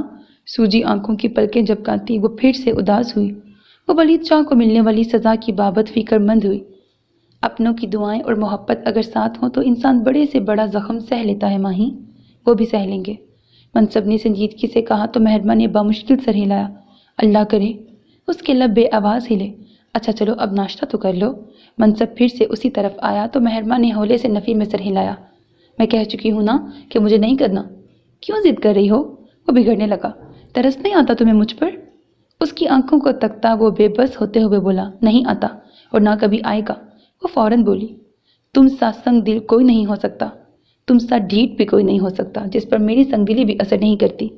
اس کے پاس بھی جواب تیار تھا۔ اب کیا چاہتی ہو؟ کیا لوگی ناشتہ کرنے کا؟ وہ ٹلنے کو تیار نہیں تھا۔ ابھی جاؤ اور جا کر اپنی مما سے معافی مانگ کر آؤ۔ وہ شہادت کی انگلی سے دروازے کی طرف اشارہ کر کے بولی، یار کس قسم کی بیوی ہو تم؟ پلو سے بندھا ہوا ہوں تمہارے اور تم کھول کر مجھے اپنی ہی ساس کے حوالے کر رہی ہو۔ وہ جس انداز میں بولا تھا مہرما کو نہ چاہتے ہوئے بھی ہنسی آئی تھی۔ چلے جاؤ ورنہ میں تمہارے سر میں کچھ دے ماروں گی۔ کسی بھاری چیز کی تلاش میں نگاہیں دوڑاتی وہ چلائی تو منصب کو وہاں سے جاتے ہی بنی۔ آ رہا ہوں میں بس 5 منٹ میں، تب تک یہ سب صاف کرو۔ بیڈ پر رکھی ٹرے کی طرف اشارہ کرتا وہ کہہ کر دروازے کی طرف بڑھ گیا۔ کوئی 5 منٹ نہیں، تسلی سے معافی مانگ کر آنا۔ دب سے بیڈ پر بیٹھتی وہ کہنا نہیں بھولی تھی۔ وہ دروازہ زور سے بند کر کے گیا تو مہربا نے ترچھی نظروں سے ٹرے کی طرف دیکھا۔ اس نے ہاتھ بڑھایا اور بے دلی سے زہر مار کھانے لگی۔ اس کی منتیں کرنے کے بعد بالآخر وہ دوپہر میں اسے ناشتہ کروانے میں کامیاب ہو گیا تھا۔ اسے سکون آور ادویات زبردستی کھلا کر وہ کمرے سے نکلا ہی تھا کہ بالی کو اپنی جانب آتا پایا۔ سلام چھٹے سرکار، اس نے پھولی سانسوں سمیت کہا تو عالم نے اسے سر کے اشارے سے جواب دیا۔ کیا ہوا، اتنی جلدی میں کیوں ہو؟ وہ سرکار باہر سے پیغام آیا ہے جی، آپ سے ملنے باہر کوئی وڈیرا آیا ہے، اس نے دل پر ہاتھ رکھتے ہوئے کہا تو عالم کی آنکھیں سکڑ گئیں۔ وڈیرا؟ اس کے لب ہلے۔ اچانک اس کے ذہن میں جھماکا ہوا۔ سردار بدر لگاری، وہ نام جس سے اسے شدید نفرت تھی، پوری آب و تاب سے اس کے ذہن کے پردے میں لہرایا تھا۔ تم چلو، میں دیکھتا ہوں، اور کسی کو بتانا مت، سنجیدگی سے کہہ کر وہ سرحد سے دوسری منزل سے ملحق ٹیرس کو جاتی راہداری کی طرف مڑا۔ ٹیرس سے نیچے لان کی طرف جاتی سرمئی پتھر کی سیڑھیوں سے اترتے ہوئے اس نے سامنے مرکزی پھاٹک کی طرف نگاہ دوڑائی۔ اسے وہاں کوئی نظر نہیں آیا تھا۔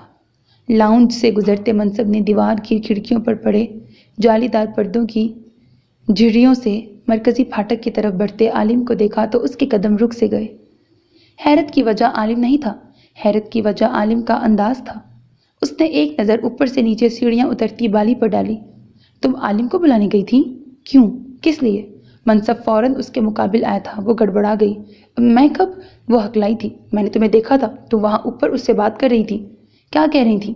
منصب نے لہجے کو سخت کیا۔ سرکار، وہ منع کیا ہے چھٹے سرکار نے، وہ منمنائی۔ جو پوچھ رہا ہوں اس کا جواب دو بالی۔ وہ اس پر گرجا تھا۔ مجبوراً بالی کو اپنے جڑے لب کھولنے پڑے۔ میں نہیں جانتی، پتہ نہیں کوئی وڈیرا آیا ہے چھٹے سرکار سے ملنے۔ وہ آنکھیں مٹکا کر بولی تو منصب نے لب بھینچتے ہوئے تیزی سے آگے بڑھ کر کھڑکی سے پردہ ہٹایا۔ وہ پھاٹک کے پیچھے غائب ہو چکا تھا۔ اس بارے میں کسی کو خبر نہیں ہونی چاہیے، ورنہ خود کو یہاں سے فارغ سمجھنا۔ شہادت کی انگلی اٹھا کر اسے تنبیہ کرتا وہ وہیں سے باہر برآمدے میں نکل گیا۔ منصب نے تقریباً بھاگنے کے سے انداز میں مرکزی پھاٹک کی طرف قدم بڑھائے تھے۔ کچن سے نکلتی مہربا نے بالی اور منصب کی گفتگو سن لی تھی۔ وہ دبے پاؤں اندرونی عمارت سے باہر نکل آئی۔ دوپہر میں کچھ سرمئی پنسا تھا، شاید آج پھر شام کی ہوائیں سندھ کے باسیوں کو اپنا رقص دکھانے والی تھیں۔ کتار در کتار کھڑی سیاہ جیپس سے آگے کاٹن کی سفید شلوار قمیص میں ملبوس، بازو کوہنیوں تک چڑھائے، سفید پیروں میں پشاوری چپل پہنے وہ اپنے پورے قد سے اس شاندار عمارت کے سامنے کھڑا تھا جسے ڈھیر کر دینے کی خواہش اس کے دل میں اس پل شدت سے پنپ رہی تھی۔ سیاہ بالوں سے ڈھکی چوڑی کلائی پر قیمتی رسٹ واچ پہنے وہ اسی ہاتھ کی انگلیوں میں سگریٹ دبائے وقفے وقفے سے فضا میں دھوئیں کے مرگولے خارج کر رہا تھا۔ سیاہ آنکھوں میں ایسی سرد مہری تھی کہ مرکزی پھاٹک پر پہرا دیتے دونوں چوکیدار پریشان نظر آ رہے تھے۔ بھورے بال لاپرواہی سے پیشانی پر بکھرے، ہولے ہولے چلتی ہوا کے سنگ اس کی بھووں کو بوسے سے دے رہے تھے۔ لیکن اس سب سے بے نیاز وہ سپاٹ چہرہ لیے محو انتظار تھا۔ ہاں، وہ مہربان عالم شاہ کا منتظر تھا۔ 5 سے 7 منٹ کے انتظار کے بعد اسے پھاٹک کھلتا نظر آیا تھا۔ ساتھ ہی عالم کا چہرہ نمودار ہوا جس پر نظر پڑتے ہی بدر کی بھویں تن گئیں۔ جبڑے سختی سے بھینچتے ہوئے وہ عالم کو گھورنے لگا جو اسی کی جانب آ رہا تھا۔ تم یہاں کیا کر رہے ہو؟ انداز سرد تھا۔ علیشا کہاں ہے؟ لہجہ برف تھا۔ یہاں نہیں ہے۔ ہنوز وہی انداز۔ اگر وہ یہاں ہوتی تو بدر لگاری بھی تمہارے گھر کے باہر نہ ہوتا۔ میں اندر آتا اور خدا کی قسم تمہاری اجازت کے بغیر آتا۔ پھر تمہارا وہ حشر کرتا کہ اس گھر کے در و دیوار کانپ جاتے۔ اور پھر ایک ایک لفظ پر زور دے کر کہتے ہوئے اس نے اپنے سگریٹ والے ہاتھ کو بلند کرتے ہوئے اس کی مٹھی بنائی۔ اور پھر میں اپنی بیوی کو یہاں سے لے کر جاتا، اتنی دور جہاں تک تمہاری رسائی تمہاری آخری سانس تک نہ ہوتی۔ نفرت سے اس کی آنکھوں میں جھانک کر کہتے بدر کی مٹھی میں مقید سگریٹ بجھ چکی تھی۔ عالم نے لب بھینچ کر اس کی پشت پر کھڑی جیپس کی طرف دیکھا جن کے باہر کھڑے اس کے گارڈز مستعد نظر آ رہے تھے۔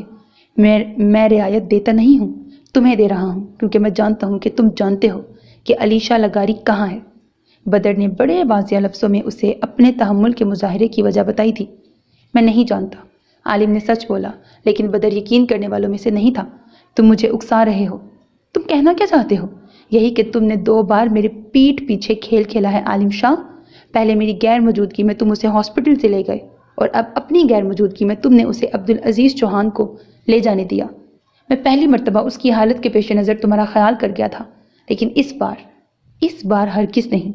اگر تم نے مجھے نہ بتایا کہ علیشا کہاں ہے تو پہلے تو میں بذات خود تم سے نپٹوں گا، اس کے بعد پولیس تمہارے پورے خاندان کو نوشہروں کی سڑکوں پر گھسیٹے گی۔ باخدا ایسی ذلت تمہاری پچھلی 7 پشتوں دادا پردادا میں سے کسی نے نہیں سہی ہوگی۔ دائیں ہاتھ کی مٹھی بلند کیے وہ لہجے میں تباہ کر دینے والی سختی سموئے جتنا مدھم بول رہا تھا، اس کے برعکس اس کا انداز ہرگز مدھم نہیں تھا۔ عالم کے پیچھے آتے منصب نے بخوبی اس کے الفاظ سنے تھے۔ اس نے پہلی بار اس شخص کو اس قدر تفصیل سے بات کرتے پایا تھا۔ जिसे सुनकर उसे एहसास हुआ था कि उसका मुख्तसर बोलना ही सुनने वाले के हक में कुछ बेहतर हो सकता है। इतनी तफसील तो तबाही थी, तबाही। तुम कभी सुकून से बात नहीं कर सकते? मनसब सरत से उसकी जानिब आया था। शुक्र करो ज़बान से कर रहा, वरना जो तुम्हारे भाई ने किया है इसके बाद हालात तो हाथ से बात करने वाले हैं। मनसब की तरफ देखते हुए बदर ने सर्द मोहरी से कहा, क्या किया है इसने?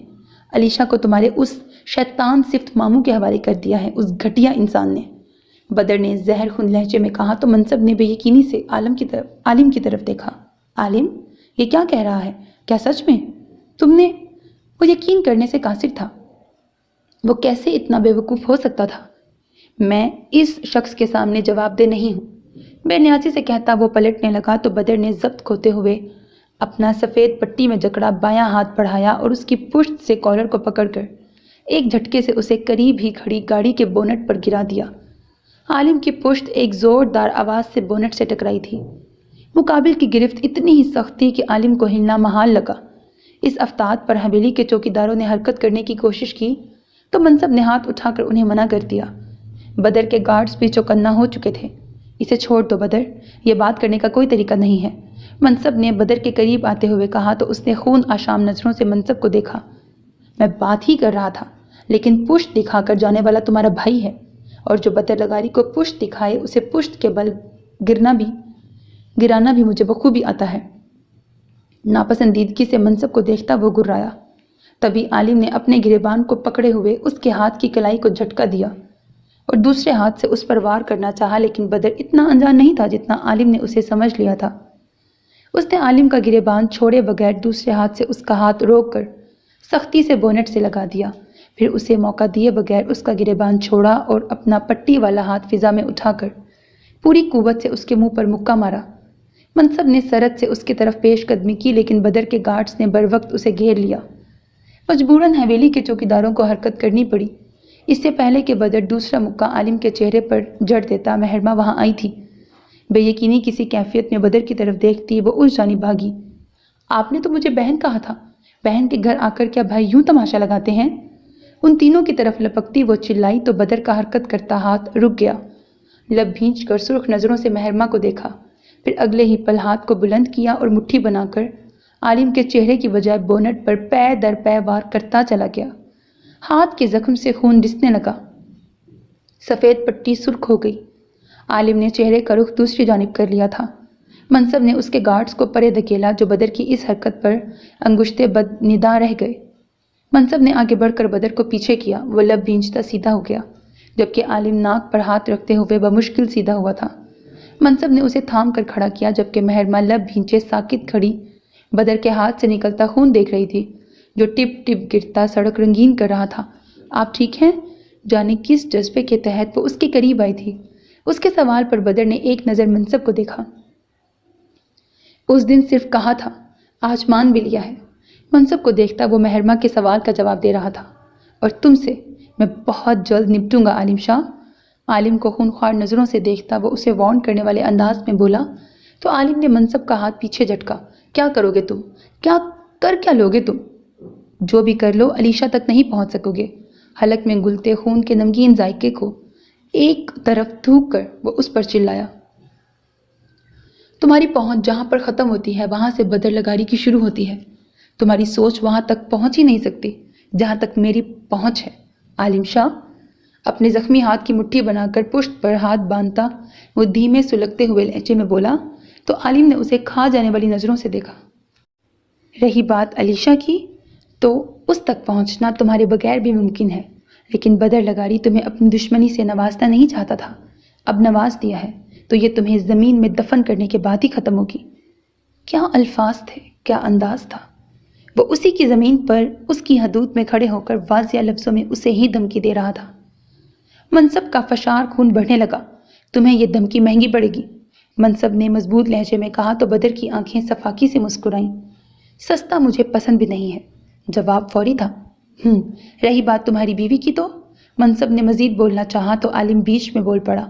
कुछ नहीं है वो इसकी, कुछ भी नहीं है, और अगर है भी तो मुस्तकबिल में बिल्कुल नहीं रहेगी। खार खाती नज़रों से बदर को देखते हुए आलिम ने जहर खुन लहजे में कहा। उसकी जिटाई पर बदर ने दांत भींचते हुए उसे घूरा, پھر منصب کو نظر انداز کرتا عالم کی طرف پورے قد سے گھوما۔ ضد ہے وہ میری، آج ابھی اسی وقت سے وہ ضد ہے میری۔ عالم کو سلگانے کے لیے وہ سرد لہجے میں بولا۔ ہاتھ کی تکلیف بڑھتی جا رہی تھی لیکن وہ مضبوطی سے کھڑا تھا۔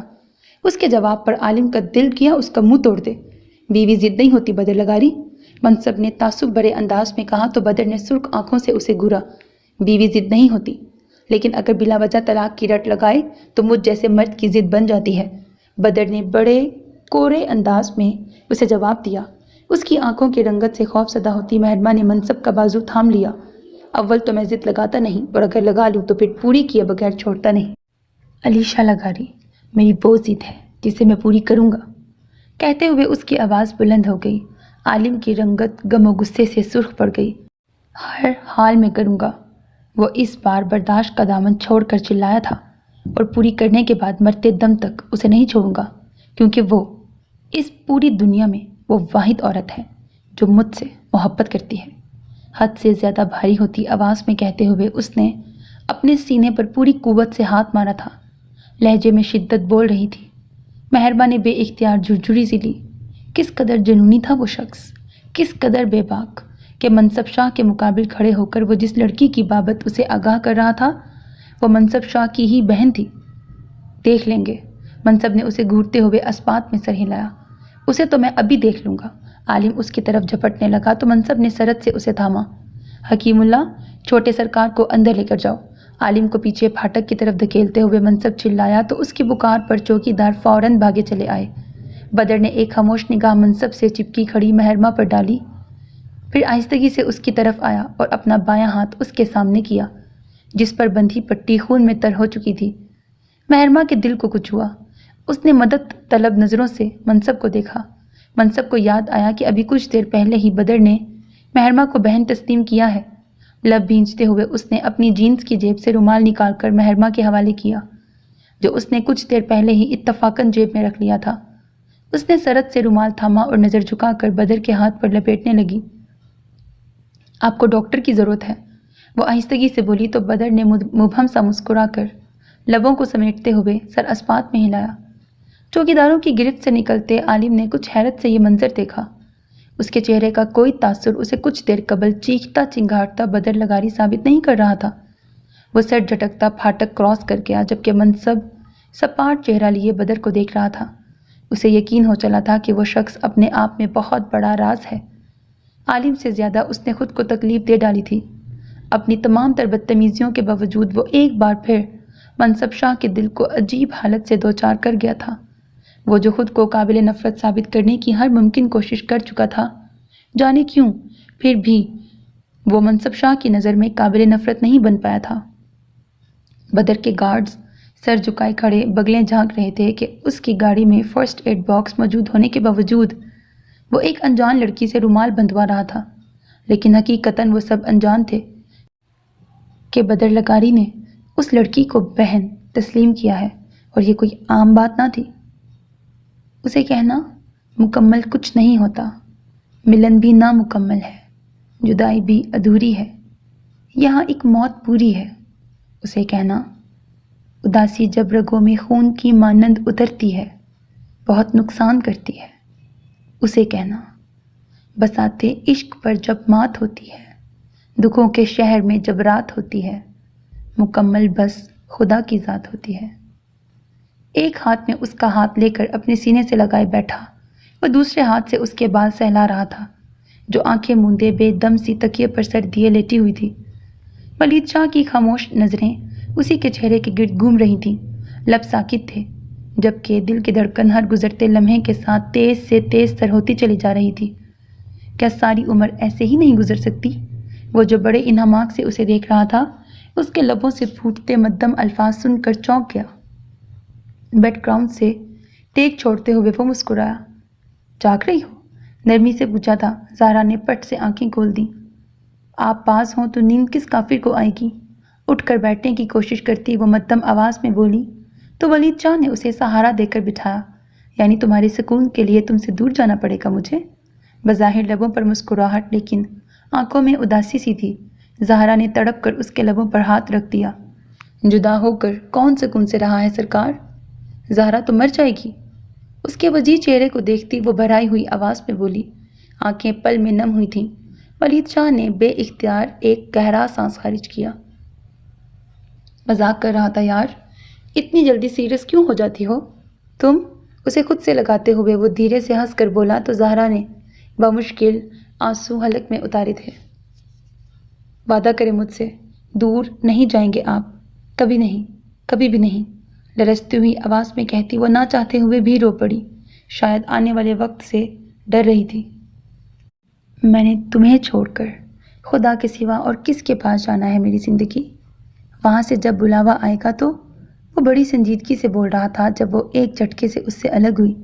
اللہ کا واسطہ ہے سرکار، چپ ہو جائیں، ایسی باتیں مت کریں، میرا دل پہلے ہی ڈر رہا ہے۔ وہ روتے ہوئے بولی تو ولید شاہ نرمی سے مسکرایا۔ کہیں نہیں جا رہا میں، ہمیشہ یہاں تمہاری آنکھوں میں روشنی بن کر رہوں گا۔ اس کی آنکھوں کے بھیگے گوشے ہاتھ کے انگوٹھے سے صاف کرتا وہ مدھم آواز میں بولا تو زہرا روتے روتے درد بھری ہنسی ہنس دی۔ مہر مان گئی ہے نا؟ اب تو آپ خوش ہیں نا؟ زہرا نے پوچھا تو ولید شاہ کی آنکھیں چمکنے لگیں۔ اس نے ہولے سے اسبات میں سر ہلایا۔ ہاں بہت، بس ایک بار یہ سزا ختم ہو جائے پھر سب ٹھیک ہو جائے گا، ہم ایک اچھی زندگی گزاریں گے انشاءاللہ۔ اس کے ہاتھ اپنے ہاتھوں میں لے کر نرمی سے دباتے ہوئے وہ کہتے ہوئے سر جھکا گیا تو زہرا کی آنکھیں پھر سے بھیگ گئیں۔ میں آپ کو تکلیف میں نہیں دیکھ سکتی۔ وہ پھر سے رونے لگی۔ زہرا میری چاند، خدا کی قسم تمہارے آنسوؤں سے جو ہو رہی ہے اس سے زیادہ نہیں ہوگی وہ تکلیف، ولید شاہ نے سنجیدگی سے کہا تو زہرا نے فوراً آنکھیں صاف کیں۔ ایسا تو مت کہیں، وہ سر جھکا کر بولی، تبھی دروازے پر دستک ہوئی تھی۔ زہرا فوراً فاصلے پر ہوئی، وہاں وقار شاہ تھے۔ آؤ نماز عصر ادا کریں ولید شاہ، وقت ہو گیا ہے۔ سر جھکائے سرخ آنکھوں سے فرش کو گھورتے وہ بولے تو زہرا کو اپنا سانس رکتا محسوس ہوا، تنفس یکدم بگڑا تھا۔ بے اختیار ولید شاہ کی طرف دیکھا جو بیڈ سے اتر چکا تھا۔ میں تیار ہوں بھائی سرکار، اس نے ہولے سے مسکرا کر کہا تو زہرا کو اپنا دل دو حصوں میں تقسیم ہوتا محسوس ہوا۔ اس نے بھیگی آنکھوں سے اس شخص کو کمرے سے نکلتے دیکھا تھا جو اس کے دل کا مکین تھا۔ اب جگہ کیوں تبدیل کر رہے ہو؟ شہیر سے پوچھتی وہ منہ پھلائے ہوئے بولی تھی۔ اس کے سوال پر گاڑی ڈرائیو کرتے شہیر نے اسے دیکھا۔ بھوری آنکھوں کی چمک معدوم تھی، کندھوں پر بکھرے اخروٹی بال اور چھوٹی سی ناک کو جب وہ چڑھاتی تھی شہیر کو اس پر پریوں کا گمان ہوتا تھا۔ اسے وہ لڑکی دنیا جہان میں اپنے باپ کے بعد سب سے زیادہ عزیز تھی، لیکن اسی کی وجہ سے اس کا باپ جان سے چلا گیا تھا۔ شہیر کے لیے اسے معاف کرنا کچھ ناممکن سا تھا۔ شہیر نے لب بھینجتے ہوئے چہرے کا رخ موڑ لیا۔ کیونکہ یہ ضروری ہے، وہ کھردرے لہجے میں بولا۔ لیکن کیوں؟ وہ حیران تھی۔ کیونکہ وہ گھر آپ کی صحت کے لیے اچھا نہیں تھا، شہیر نے اسی انداز میں جواب دیا۔ اچھا، اور تم مجھے بابا سائیں کی قبر پر کیوں نہیں لے کر گئے شہیر؟ پوچھتے ہوئے اس کی آواز کچھ نم سی ہو گئی۔ آپ اس قابل نہیں ہیں کہ ان کی قبر پر جائیں، وہ کہنا چاہتا تھا لیکن کہہ نہیں پایا۔ لے جاؤں گا، اس نے مختصر جواب دیا۔ کب؟ وہ چپ نہیں ہو رہی تھی۔ آپا پلیز چپ کر کے بیٹھی رہیں، وہ تپ کر بولا تو انجانے میں پھر سے اس پر نظر پڑ گئی۔ وہ بھیگی آنکھوں سے اسے ہی دیکھ رہی تھی۔ اسے یاد آیا کہ اس کی بہن کبھی روتی نہیں تھی، اتنی کمزور تو ہرگز نہیں تھی کہ ذرا سا سخت لہجہ اس کی آنکھیں نم کر دے۔ رو کیوں رہی ہیں؟ گاڑی ایک طرف روکتے ہوئے اس نے بے تاثر لہجے میں پوچھا۔ مجھے بابا کی قبر پر ابھی لے کر چلو، وہ اپنے مخصوص ضدی انداز میں بولی۔ ابھی وقت دیکھیں، عصر کا وقت ہو رہا ہے، مٹی پہنچنے میں تو مغرب ہو جائے گی، اور مغرب کے وقت قبرستان جانا مناسب نہیں ہوگا۔ میں کل صبح آپ کو لے جاؤں گا انشاءاللہ۔ دل کی مانتے ہوئے جانے کیوں اس نے لہجے کو نرم کرتے ہوئے کہا تو علیشا نے پلکیں جھپکاتے ہوئے اس کے کندھے پر سر رکھ لیا۔ تم بہت اچھے ہو شہیر، پتہ نہیں اس ظالم انسان کے لیے میں نے تمہیں اور بابا کو کیوں چھوڑ دیا تھا، بھرائی ہوئی آواز میں کہتی وہ آخر میں رو پڑی۔ اسے پھر سے وہی ظالم شخص یاد آ گیا تھا۔ شہیر نے اس بار کوئی جواب نہ دیا اور لب بھینچ کر گاڑی پھر سے سٹارٹ کر دی۔ پھر ٹھٹا کیا دودھ میں داخل ہونے تک ان دونوں کے مابین خاموشی رہی تھی۔ گو یہاں علیشا کو بدرلگاری سے چھپائے رکھنا ناممکن سا تھا، لیکن بہر طور فی الحال اس کے پاس اس کے علاوہ کوئی دوسرا حل نہ تھا۔ وہاں اس کے دوست کا ڈیرا تھا جہاں وہ علیشا کے ساتھ اگلی صبح تک رہنے والا تھا۔ اسے عبدالعزیز چوہان کی طرف سے یہی ہدایات ملی تھیں۔ یہ کس کے ہاتھوں کو تکلیف ہوئی ہے؟ حالت دیکھیں اپنی سرکار، آپ تو اتنے اچھے باکسر ہیں، آپ نے کیسے کسی سے یوں؟ وہ نان سٹاپ بولتی چلی جا رہی تھی۔ جب سے وہ اپنا پھٹا ہوا ہونٹ اور نشان زدہ گال لے کر کمرے میں آیا تھا، اب تک مرحا کی ان گنت ہدایات سن چکا تھا۔ اس کا غم کسی صورت کم ہو ہی نہیں رہا تھا۔ اب وہ اسے کیا بتاتا کہ جس کا ایک پنچ کھا کر آیا ہے وہ کسی زمانے میں باکسرز کا باپ رہ چکا ہے۔ اچھا چھوڑو نا پلیز، تھوڑا سا تو تم نے ناشتہ کیا ہے، وہ بھی یوں ٹہل ٹہل کر ہضم کر لو گی تم۔ اس تک آتا وہ عاجزانہ انداز میں بولا تو مرحا نے خفا خفا سی نظروں سے اسے دیکھا۔ بات نہ گھمائے، وہ سلگ کر بولی۔ آئی سیڈ پلیز، چھوڑ دو یہ موضوع۔ بیزار ہوتا وہ قدرے سخت لہجے میں اونچا بولا تو وہ سہم گئی۔ کچھ بے یقینی سے اسے دیکھا جو کہہ کر رکا نہیں تھا بلکہ واش روم میں جا گھسا۔ ٹپ ٹپ، وہ نہیں جانتی تھی لیکن وہ رو پڑی تھی۔ اس کا ذرا سا سخت لہجہ اور دل کی دھڑکنیں سست پڑ گئی تھیں، لیکن سوال تھا کیوں؟ وہ کیوں یوں لمحوں میں پریشان ہو گئی تھی؟ وہ تو اس حویلی کا سرکار تھا، اس سے بہت آگے، بہت بلند مقام پر، اور وہ خود کیا تھی؟ ایک کمزور لمحے کا نتیجہ؟ اس کا دل سسک اٹھا۔ وہ کیسے اس شخص سے محبت کر سکتی تھی؟ کیسے؟ مرحا نے اپنا چہرہ ہاتھوں میں چھپا لیا۔ تبھی وہ واش روم سے باہر آیا تھا۔ مرحا پر نظر پڑتے ہی عالم نے اس کی طرف پیش قدمی کی تھی۔ مرحا، ادھر دیکھو، کیا ہوا ہے، رو کیوں رہی ہو؟ اس کے چہرے سے ہاتھ ہٹاتا وہ نرمی سے بولا تو مرحا نے بھیگی آنکھوں سے اسے دیکھا، جس کا بھیگا چہرہ اس کے بے حد قریب تھا۔ لبوں کے اطراف میں اگی شیو گیلی ہو رہی تھی، آنکھوں کے نیچے گال کی رنگت کبودی ہو رہی تھی۔ مرحا نے ہولے سے نفی میں سر ہلا کر چہرے کا رخ موڑ لیا۔ مرحا جان، ناراض ہو گئی ہو؟ ہاتھ سے اس کی تھوڑی چھوتا وہ مسکرا کر بولا تو مرحا نے لب بھینچتے ہوئے اسے دیکھا۔ میں تبھی ٹھیک تھی جب کوما میں تھی۔ خفکی سے اسے دیکھتی وہ جس معصومیت سے بولی تھی، عالم کو لگا اس کا دل کسی نے مٹھی میں جکڑ لیا ہے۔ مرحا، یہ کیا کہہ رہی ہو تم؟ وہ فوراً سنجیدہ ہوا تھا، لہجے میں اذیت در آئی۔ صحیح کہہ رہی ہوں، کم از کم تب آپ پیار سے تو بولتے تھے۔ وہ روتے ہوئے بولی تو عالم کا دل کیا اسے خود میں سمیٹ لے۔ پیار چاہتی ہو؟ عالم نے بہت آہستگی سے اس کا ہاتھ تھام لیا۔ مرحا نے چونک کر جھکا سر اٹھایا، ناک سرخ ہو رہی تھی۔ مقابل کا لب و لہجہ پل میں بدلتے دیکھ وہ گڑبڑائی تھی۔ میرا وہ مطلب نہیں تھا۔ وہ سرت سے اس کے پاس سے اٹھی، لیکن عالم نے اس کے ہاتھ پر اپنی گرفت سخت کرتے ہوئے اسے اپنی جانب کھینچ لیا تھا۔ اب تم ایسے نہیں جا سکتی، گمبھیر لہجے میں کہتا وہ اس کا دل دھڑکا گیا۔ سرکار، اس کی بولتی نظروں سے خائف ہوتی مرحا کی جان پر بن آئی تو وہ نچلا لب دانتوں میں دباتا اپنی مسکراہٹ روک گیا۔ تبھی ہنگامی گھنٹی بجی تھی، ایک بار، دو بار، بار بار، جسے سن کر وہ فوراً اس سے دور ہوا تھا۔ باہر قدموں کی چاپ نمودار ہونے لگی، حویلی کی خاموشی میں آوازیں ابھرنے لگیں۔ عالم کا سارا موڈ پل میں ہوا ہوا تھا، آنکھوں میں تشویش در آئی۔ یار، سب بلا دیتی ہو تم مجھے، نماز ادا کرنے کے لیے وضو کر کے آیا تھا میں۔ لبوں پر زبان پھیرتا وہ پریشانی کے عالم میں بولا، جبکہ مرحا تو باہر سے آتی تیز آہٹوں کے باعث پریشان ہو گئی تھی۔ یہ گھنٹی کیوں بجی ہے؟ کیا ہوا ہے؟ اس نے دل پہ ہاتھ رکھتے ہوئے اس سے پوچھا۔ عالم کو لگا جواب دینا مشکل ہے۔ اس نے نرمی سے اسے بازوؤں سے تھاما۔ اس کی جانب دیکھتی مرحا کی پلکیں لرز رہی تھیں۔ چاچو کو دی گئی سزا کا وقت آن پہنچا ہے مرحا، عالم نے ٹھہر ٹھہر کر کہا تو مرحا کو وقت ٹھہرتا محسوس ہوا۔ اچانک دروازے پر دستک ہوئی۔ اس نے فوراً سر پر دوپٹہ لیا تھا۔ اجازت ہے؟ کوئی دروازے کے اس پار کھڑا اجازت طلب کر رہا تھا، اور وہ کوئی ولید شاہ کے علاوہ اور کوئی نہیں ہو سکتا تھا۔ مرحا کا دل ڈوبنے لگا۔ آ جائیں چاچو، عالم نے بلند آواز میں کہا تو دروازہ کھولتے وہ اندر آ گئے۔ جھکا سر، شکست خوردہ کندھے، مرحا نے ایک نظر اس شخص پر ڈالی جو اس کے سامنے نگاہیں اٹھانے کے قابل نہ تھا۔ ہاں، وہی شخص جو اس کا باپ تھا۔ مرحا، بیٹا میں تم سے کچھ… انہوں نے بمشکل اپنے لب کھولے ہی تھے کہ جب وہ بول پڑی، نام مت لے میرا، چلے جائیں۔ اس کے پاس ولید شاہ کے لیے وہی جواب تھا۔ اس کی بات سن کر انہوں نے ذرا سا سر اٹھایا اور لب بھینچتے ہوئے اپنے ہاتھ اس کے سامنے جوڑ دیے۔ مرحا کو لگا وہ مر جائے گی۔ یہ زندگی نے اسے کس دوراہے پر لا کھڑا کیا تھا کہ جس کے ایک جانب اس کا باپ اس کے سامنے ہاتھ جوڑے کھڑا تھا اور دوسری جانب اس کا بچپن چیخ چیخ کر رو رہا تھا، جوانی بین کر رہی تھی اور بڑھاپے تک شاید اسے ماتم کرنا تھا۔ عالم سے برداشت نہ ہوا تو وہ کمرے سے ہی واک آؤٹ کر گیا۔ جبکہ ولید شاہ کہہ رہے تھے میں تمہارا مجرم ہوں، چاہو تو سزا دے لو لیکن بس تم مجھے معاف کر دو۔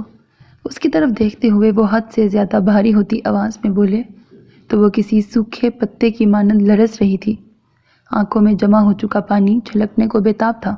نہیں کروں گی، آخری سانس تک نہیں کروں گی۔ کانپتے ہاتھوں کی مٹھیاں بھینچتی وہ چلائی، اور آخری سانس کے بعد تب تو کر دو گی؟ پوچھتے ہوئے وہ مبہم سا مسکرائے۔ مرحا کو اپنا دل اس پل بنجر ہوتا محسوس ہوا۔ پھر کر دوں گی، پرواہ کیے بغیر وہ سرسراتی آواز میں بولی۔ وہ موم کی گڑیا پتھر بنے کھڑی تھی۔ وعدہ کرو پھر، اگر ولید شاہ مر گیا تو تم اسے معاف کر دو گی؟ آنکھوں میں امٹتی نمی حلق میں اتارنے کی کوشش کرتے وہ سنجیدگی سے بولے تو مرحا کی آنکھوں سے آنسو چھلک پڑے۔ ہاں مر جائیں، کر دوں گی معاف، روتے ہوئے کہتی وہ وہاں رکی نہیں تھی، بھاگ کر واش روم میں جا گھسی۔ واش روم کے بند دروازے کو دیکھتے ولید شاہ کی آنکھوں سے ایک تھکا ہوا آنسو بہت تیزی سے نکلا تھا۔ بہت آہستگی سے انہوں نے قدم موڑ لیے واپسی کے راستے پر، شاید ہمیشہ ہمیشہ کے لیے۔ پشت پر ہاتھ باندھے وہ وقار شاہ کے ساتھ بڑی حویلی کے عقبی حصے میں داخل ہو رہا تھا۔ ہال نما کمرے کو معززین مجلس کے لیے تیار کر دیا گیا تھا۔ کمرے کو لکڑی کی جالی دار دیوار سے 2 حصوں میں تقسیم کیا گیا، جہاں ایک طرف معززین مجلس کی خواتین براجمان تھیں، جبکہ دوسری طرف اراکین مجلس فرش پر بچھی تپائی پر بیٹھے نظر آ رہے تھے۔ وقار شاہ مضبوط قدم اٹھاتے جا کر ذوالفقار شاہ کے نائب کے طور پر صدر مجلس کی گدی پر بیٹھ گئے، جبکہ ان کے اطراف میں معززین مجلس پہلے ہی گاؤں تکیے سے ٹیک لگائے اپنی نشستیں سنبھالے بیٹھے تھے۔ ان کے گدی سنبھالتے ہی باقیوں نے کھڑے ہو کر انہیں سلام کیا تھا، جس کا انہوں نے سر کے اشارے سے جواب دیتے ہوئے انہیں واپس بیٹھنے کے لیے کہا۔ جس وقت محرمہ کا ہاتھ تھامے زہرا وہاں داخل ہوئی، اسے اپنے سر پر موت ناچتی ہوئی محسوس ہوئی تھی۔ اسے برسوں پہلے کا وہ منظر یاد آ گیا جب اسی کمرے میں اسے بھی سزا دی گئی تھی۔ اپنے آنسو روکنے کی ناکام کوشش کرتی وہ لکڑی کی جالی دار دیوار سے لگ کر کھڑی ہو گئی۔ تھوڑی ہی دیر میں منصب عالم اور سبحانی بھی وہاں آ گئے۔ تینوں بھائی اپنے باپ وقار شاہ کی پشت پر جا کھڑے ہوئے کہ ان کا مقام ہی وہی تھا۔ ولید عالم شاہ ولد ذوالفقار عالم شاہ، جو کہ آج سے 21 برس پہلے زنا بالجبر کا مرتکب ٹھہرا، لہٰذا دین اسلام اور شریعت کی روح سے جسے 70 کوڑوں کی سزا سنائی گئی ہے، کو اپنے گھٹنے پر ہاتھ رکھے بیٹھے وقار شاہ نے مضبوط لہجے میں بولنا شروع کیا تو وہاں ایک طرف گاؤں تکیے سے ٹیک لگائے بیٹھے عمر زیدی نے ٹیک چھوڑ کر ولید شاہ کی طرف دیکھا، پھر کمینگی سے مسکرایا اور واپس تکیے سے ٹیک لگا لی۔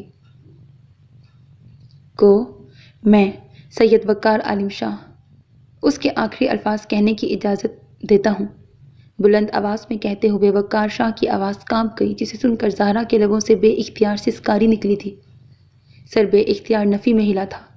نازیہ بیگم جو مرحا کو زبردستی وہاں لے کر آئی تھیں، اسے محرمہ کے پاس چھوڑ کر سرحد سے اس کے قریب آئیں۔ زہرا خود کو ہلکان مت کرو، یہ پوچھنا تو روایتی ہے، اسے کچھ نہیں ہوگا، نازیہ بیگم نے اسے کندھوں سے تھامتے ہوئے پر یقین لہجے میں کہا، جبکہ دوسری جانب لکڑی کی دیوار کی جھرکی سے نظر آتے ولید شاہ کے لب بہت آہستگی سے ہل رہے تھے۔ میں 21 برس پہلے زہرا بنت کرما کے سامنے شرمندہ تھا، جس کے بعد میں 21 برس اپنے رب ذوالجلال کے سامنے شرمندہ رہا، اور اگر میں آج مر گیا تو مرنے کے بعد اپنی اولاد کے سامنے شرمندہ رہوں گا۔ پشت پر ہاتھ باندھ کر بھاری ہوتی آواز میں بولتا وہ پل بھر کر رکا۔ محرمہ کو لگا اس کی آنکھیں جل رہی ہیں، دل کی دھڑکن تیز سے تیز تر ہوتی چلی جا رہی تھی۔ بعض اوقات ایک گناہ زندگی بھر کی سزا بن جاتا ہے، ایسی سزا جو مرتے دم تک ختم ہی نہیں ہوتی۔ زنا بھی ایسا ہی گناہ ہے۔ ولید شاہ کی آواز کانپنے لگی، آنکھیں نم ہو رہی تھیں۔ میں ہر مرد سے کہوں گا کہ اس گناہ سے بچو جو تمہاری آخرت کے ساتھ ساتھ دنیا بھی تباہ کر دے، اور زنا تو تباہی ہے، فقط تباہی۔ وہ رو نہیں رہا تھا، لیکن اس کی آواز رو رہی تھی۔ اے لوگو، وہ لرزتی ہوئی آواز میں چلایا، ولید عالم شاہ کا مسمار وجود تمہارے سامنے مثال ہے، اس مثال کو کبھی مت بھولنا۔ اس نے بلند آواز میں کہا تو وقار شاہ کی آنکھ نے چپکے سے ایک آنسو بہایا تھا، جسے انہوں نے سرحد سے پونچھ لیا۔ ولید شاہ کے ہاتھ اطراف میں باندھ دو۔ وہ گرج اٹھے۔ شاید وہ مزید سننے کی سکت نہیں رکھتے تھے۔ ولید شاہ نے سرخ آنکھوں سے بھائی کی طرف دیکھا۔ یقیناً وہ اس پل برداشت کی انتہا پر تھے۔ وہ کہنا چاہتے کہ اس کے باپ کے لاڈلے کو ذرا ہلکے دباؤ سے ضرب لگانا، لیکن ہائے یہ ضمیر، وہ شریعت کے تقاضے جنہوں نے انہیں لب بھینچنے پر مجبور کر دیا تھا۔ اور پھر سزا شروع ہو گئی تھی، اتنی شدت سے کہ وہاں موجود ہر ذی نفس کے لبوں سے آہ نکلی تھی، سوائے اس شخص کے جو کوڑے کی ضرب برداشت کر رہا تھا۔ ہاں، ان سب کے نزدیک ولید شاہ کی سزا شروع ہوئی تھی، لیکن حقیقتاً یہ تو ولید عالم شاہ ہی جانتا تھا کہ یہ سزا کا اختتام ہے، ہمیشہ کے لیے۔ میں دکھ اٹھا کر حیات کی رمز آخری کو سمجھ گیا ہوں۔ تمام دکھ ہے، وجود دکھ ہے، وجود کی یہ نمود دکھ ہے، حیات دکھ ہے، مات دکھ ہے، یہ ساری موہوم و بے نشاں کائنات دکھ ہے۔ 1 2 3 گنتی شروع ہو چکی تھی۔ کمرے کی خاموشی میں ہنٹر کی چیر دینے والی آواز کے علاوہ زہرا کی سسکاریاں گونج رہی تھیں۔ مہرماں بھیگتی آنکھیں نیچے جالی دار لکڑی کی دیوار کے قریب ہی سر جھکائے بیٹھی تھی، جبکہ مرحا عالم شاہ، ہاں، وہ ہاتھ لپیٹے لب سیے کسی پتھر کی مانند ساکت کھڑی ویران نظروں سے دیوار کی جھریکیوں سے نظر آتے ولید شاہ کے وجود کو دیکھ رہی تھی۔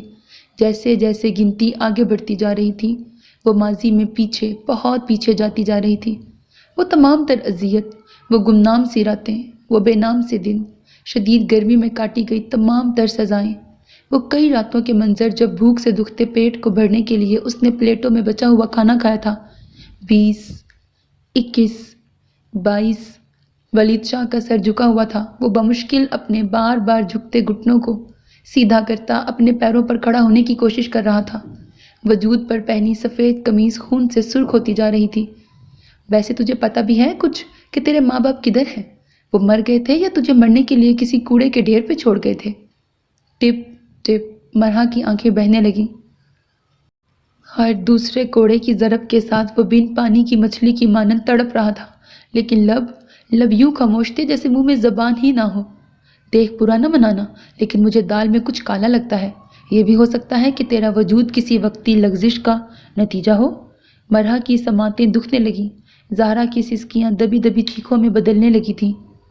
40 42 43 آئے بالی، مجھے تو لگتا ہے یہ لڑکی کسی طوائف کی اولاد ہے۔ اس نے بچپن میں 2 ملازماؤں کی سرگوشیاں سنی تھیں۔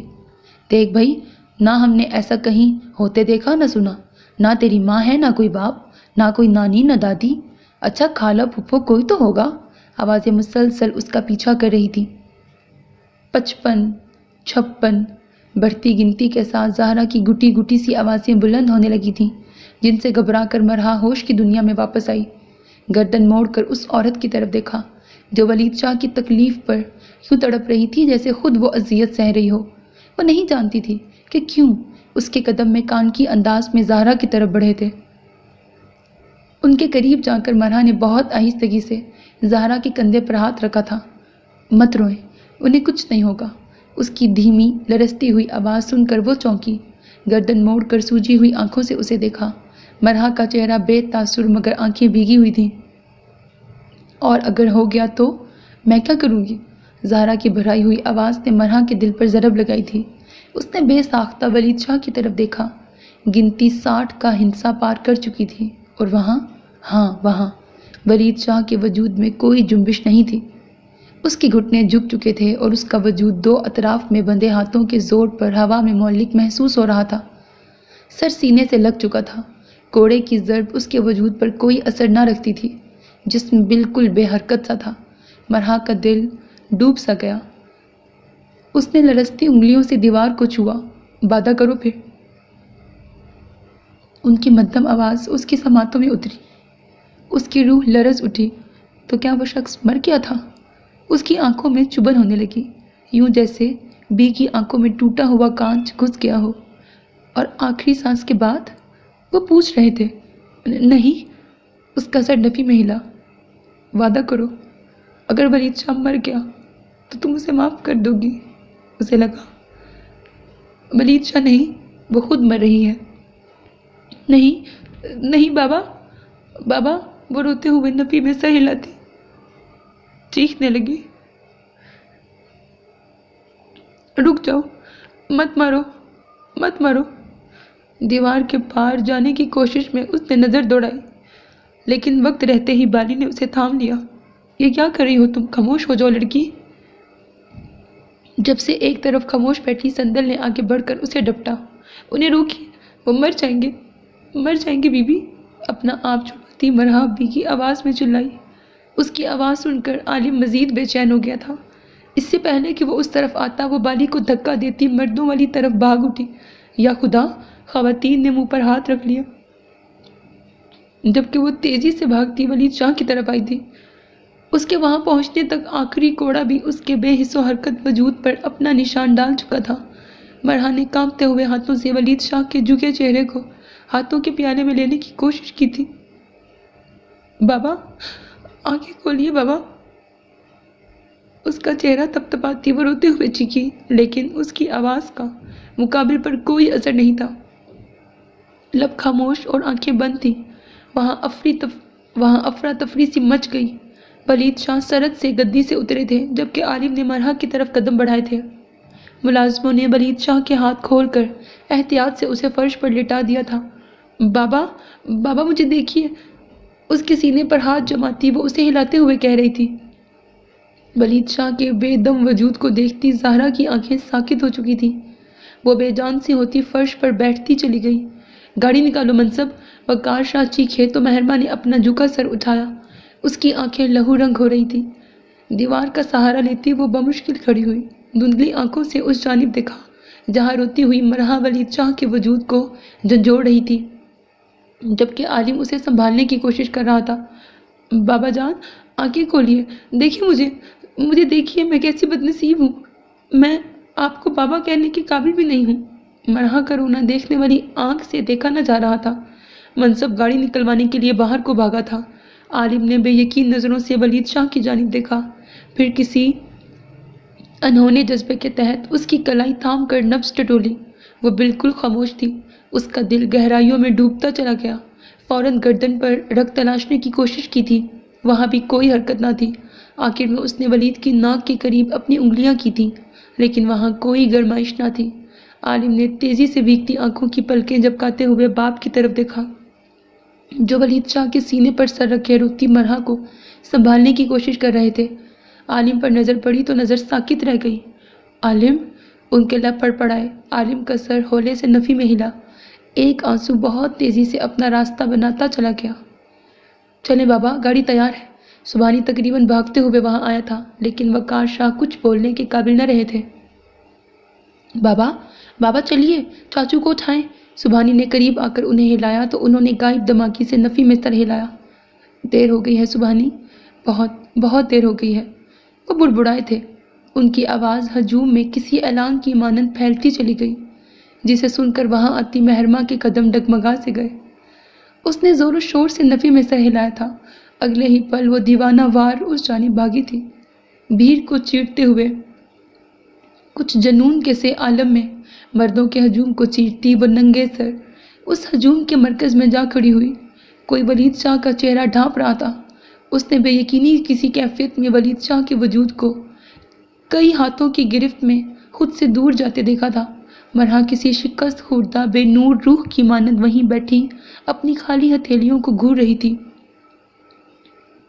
مہرما کو لگا اس کے کان سائیں سائیں کر رہے ہیں، نظر دھندلانے لگی تھی۔ نہیں ابھی نہیں۔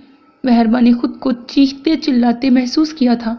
اپنے لبوں سے نکلنے والی حلق پھاڑ چیخیں اسے اپنی نہیں لگ رہی تھیں۔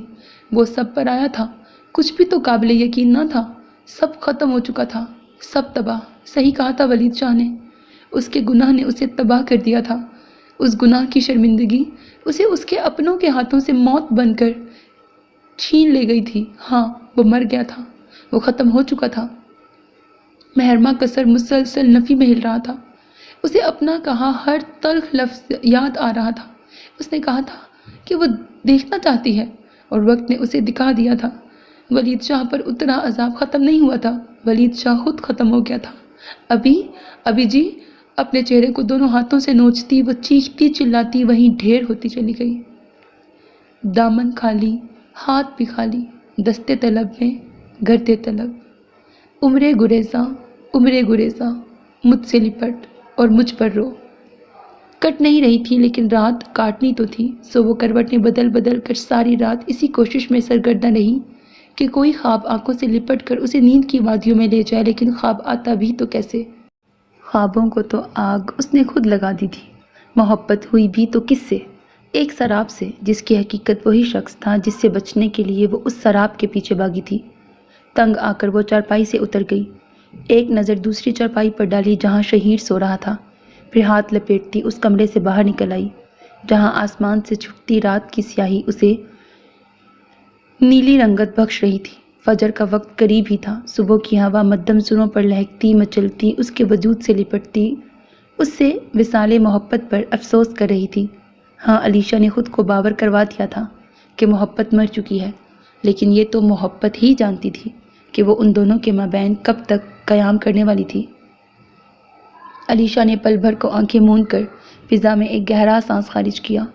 अलीशे, मध्यम सरगोशी उसके समातों में पड़ी तो उसने फ़ौरन आंखें खोलकर अतराफ में देखा। वहाँ कोई नहीं था। उसने बाकायदा गर्दन मोड़कर पीछे कमरे में देखा। मुझे याद कर रही हो? उसने उसकी पुश्त पर चुटकी बजाकर कहा तो वो फ़ौरन सीधी हुई। उससे एक हाथ से भी कम फासले पर वो खड़ा अपनी स्याह आंखों से उसे ही घूर रहा था। वो उसके उतने ही करीब था कि अगर हाथ बढ़ाती तो उसे छू लेती। बिल्कुल नहीं। नफ़ी में सर हिलाते हुए उसने ढिठाई से झूठ बोला। क्यों झूठ बोल रही हो? मान लो ना कि नहीं बुला सकती तुम मुझे। वो मज़ीद करीब हुआ, इतना कि उसकी गर्म सांसें अलीशा का चेहरा झुलसाने लगीं। उसे इतने करीब पाकर अलीशा का तनफ़ुस बिगड़ने लगा।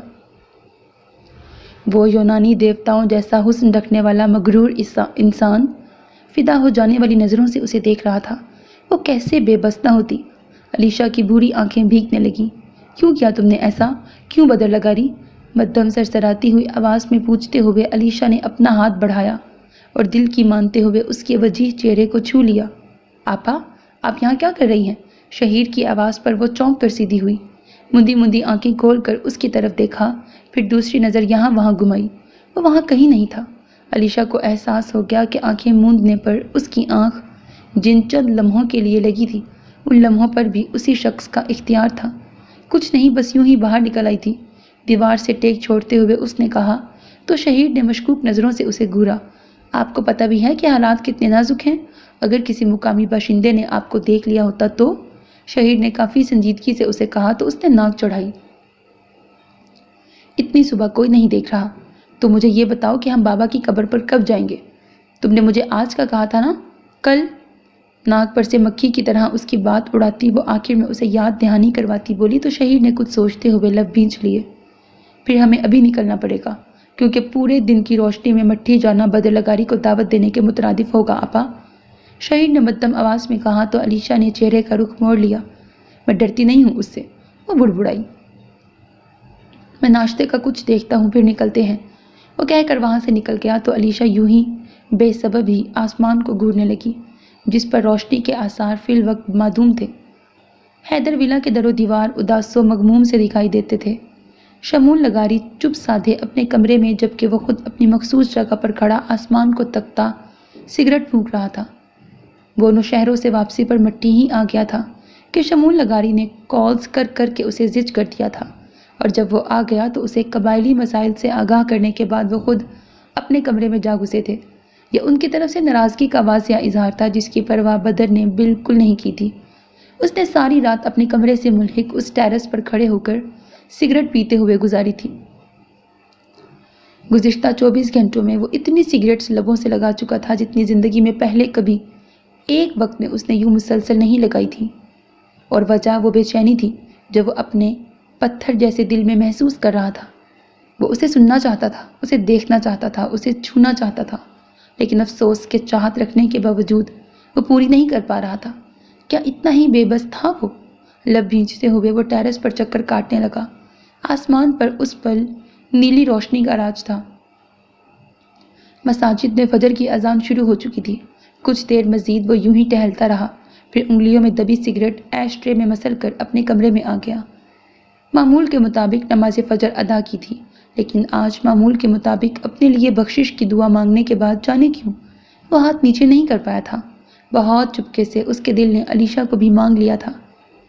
جائے نماز لپیٹ کر اس نے الماری میں رکھ دی اور خود آئینے کے سامنے آ کھڑا ہوا۔ خود کو بغور آئینے میں دیکھتے ہوئے اس کے لب آپس میں باہم پیوست ہو گئے۔ اپنی سیاہ گنی ابرو کا خم دیکھتے ہوئے اس نے پیشانی پر بکھرے بال پیچھے کیے۔ سیاہ آنکھوں میں ہمیشہ جیسی سرد موری کا تاثر تھا۔ کھڑی مغرور ناک سے نیچے لبوں کی رنگت کچھ پھیکی سی تھی۔ بدر نے بے اختیار اپنے لبوں کو گھورا۔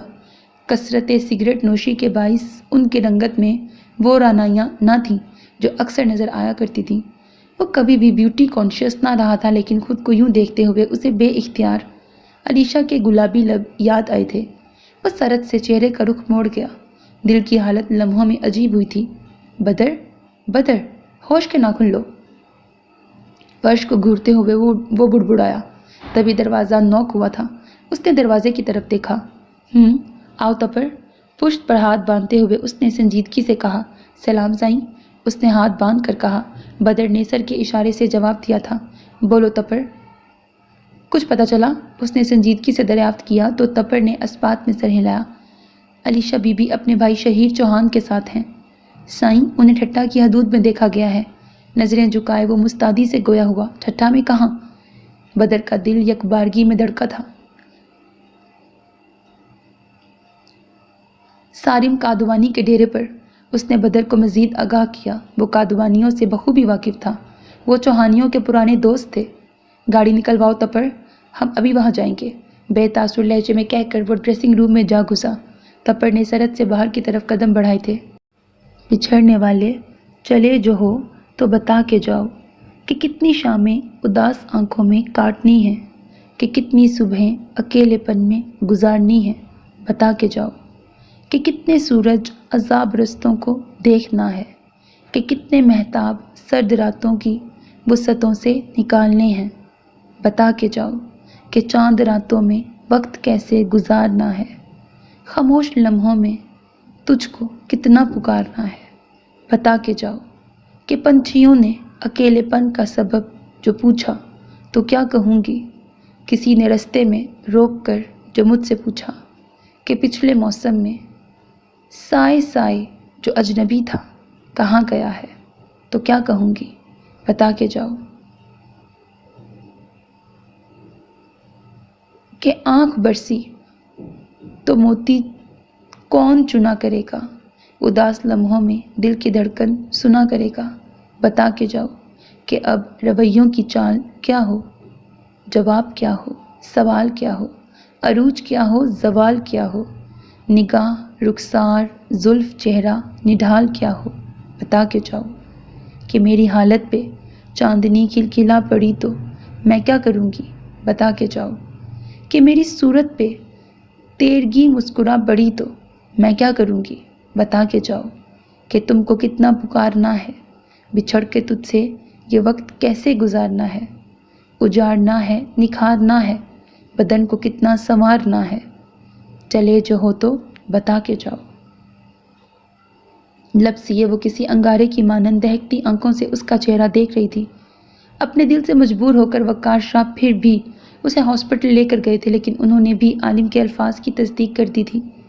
یہ تو اللہ ہی جانتا تھا کہ کس کوڑے کی ضرب پر اس کی تھکن زدہ روح کو اس کے جسم سے رہائی ملی تھی، لیکن اتنا طے تھا کہ آخری کوڑے کی ضرب سے پہلے وہ مر چکا تھا۔ اس کی لاش کیا آئی زہرا کی آنکھ بھی خشک ہو گئی۔ ویران آنکھوں سے اس نے بارہا اس کا چہرہ دیکھا تھا، وہ ولید شاہ کا چہرہ اس کے نقوش اپنی آنکھوں میں بھر لینا چاہتی تھی، جو ہمیشہ کے لیے منو مٹی تلے دفن ہو جانے والا تھا۔ رات گزر چکی تھی اور وہ ساری رات اس کی چارپائی کی پٹی سے لگی بیٹھی رہی۔ کمر اکڑ چکی تھی، ٹانگیں جڑ گئی تھیں، لیکن زہرا نور وہاں سے ہلنے کو تیار نہ تھی۔ وہ وجود اسے سکون دینے کی بات کرتا تھا، وہ تو ہمیشہ کے لیے اس کا سکون اپنے ساتھ ہی لے گیا تھا۔ اس کا لٹھے کی مانند سفید چہرہ دیکھتی زہرا نے ایک بار پھر اپنی آنکھیں رگڑ ڈالیں، یوں جیسے اسے خوف تھا کہ اگر بھر آئی تو منظر دھندلا جائے گا۔ فجر کی اذانیں شروع ہو چکی تھیں۔ نماز کی ادائیگی کے بعد وہ چلا جانے والے تھا۔ یا نہیں؟ اس کے اپنے اسے وہاں سے لے جانے والے تھے۔ وہاں اور بھی شور تھا، کوئی رو رہا تھا، کوئی بول رہا تھا، کوئی افسردہ تھا، لیکن زہرا کی سماعتوں میں بس اسی دشمن جاں کی سرگوشیاں گونج رہی تھیں جو یوں بیچ راستے میں اسے تنہا کر گیا تھا۔ زہرا، میرا یقین کرو، میں تم سے بہت محبت کرتا ہوں، وہ اس کے سامنے گڑ گڑا رہا تھا۔ زہرا کا دل ماتم کر رہا تھا، دھڑکنوں کے بین اگر ولید شاہ سن لیتا تو شاید اس کی سماعتیں پھٹ جاتی، لیکن وہ سنتا بھی تو کیسے؟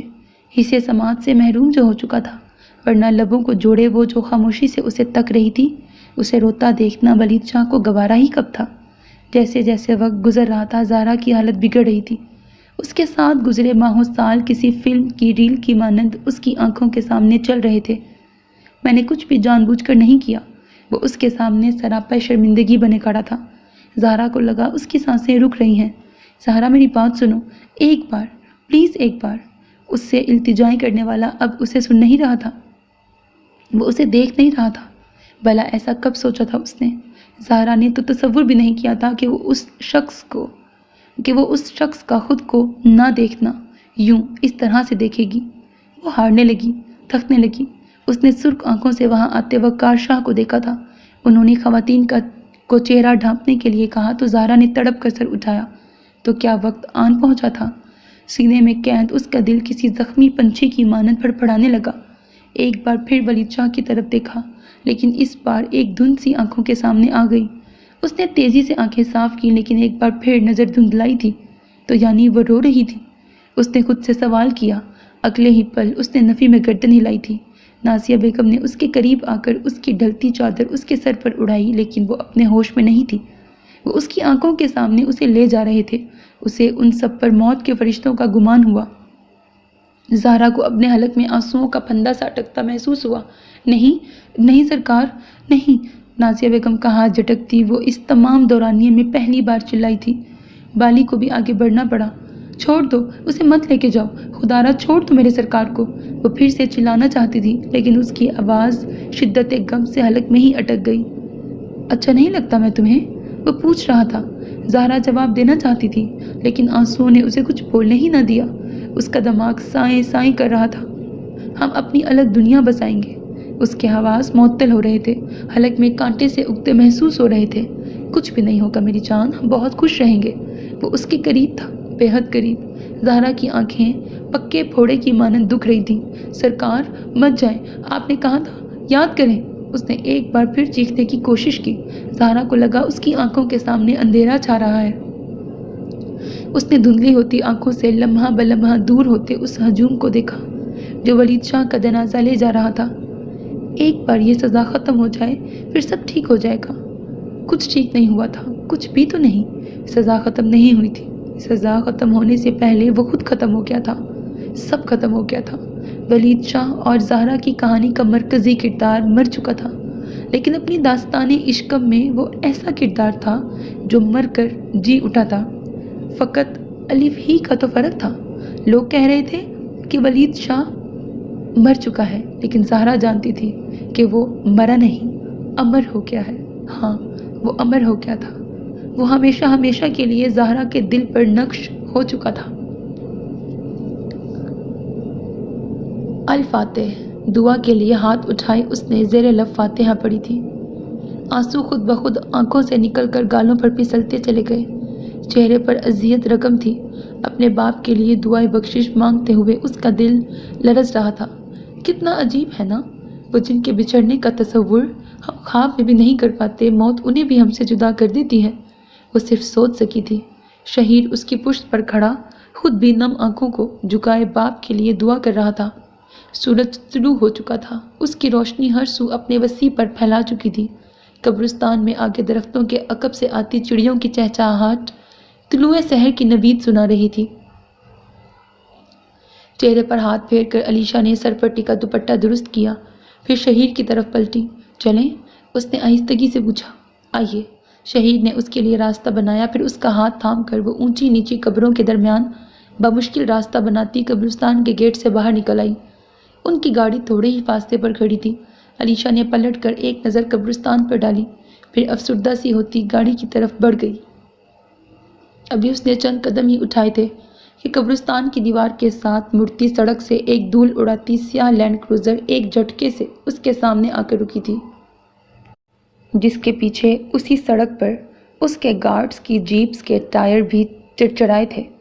مقابل کو گاڑی سے اترتے دیکھ علیشا کا دل یک لخت دھڑکا۔ شہید نے فوراً اپنی پشت سے ریوالور نکالی تھی، جبکہ بدر لگاری اسے نظر انداز کیے چند قدموں کا فاصلہ طے کرتا عین اس کے مقابل آ ٹھہرا تھا۔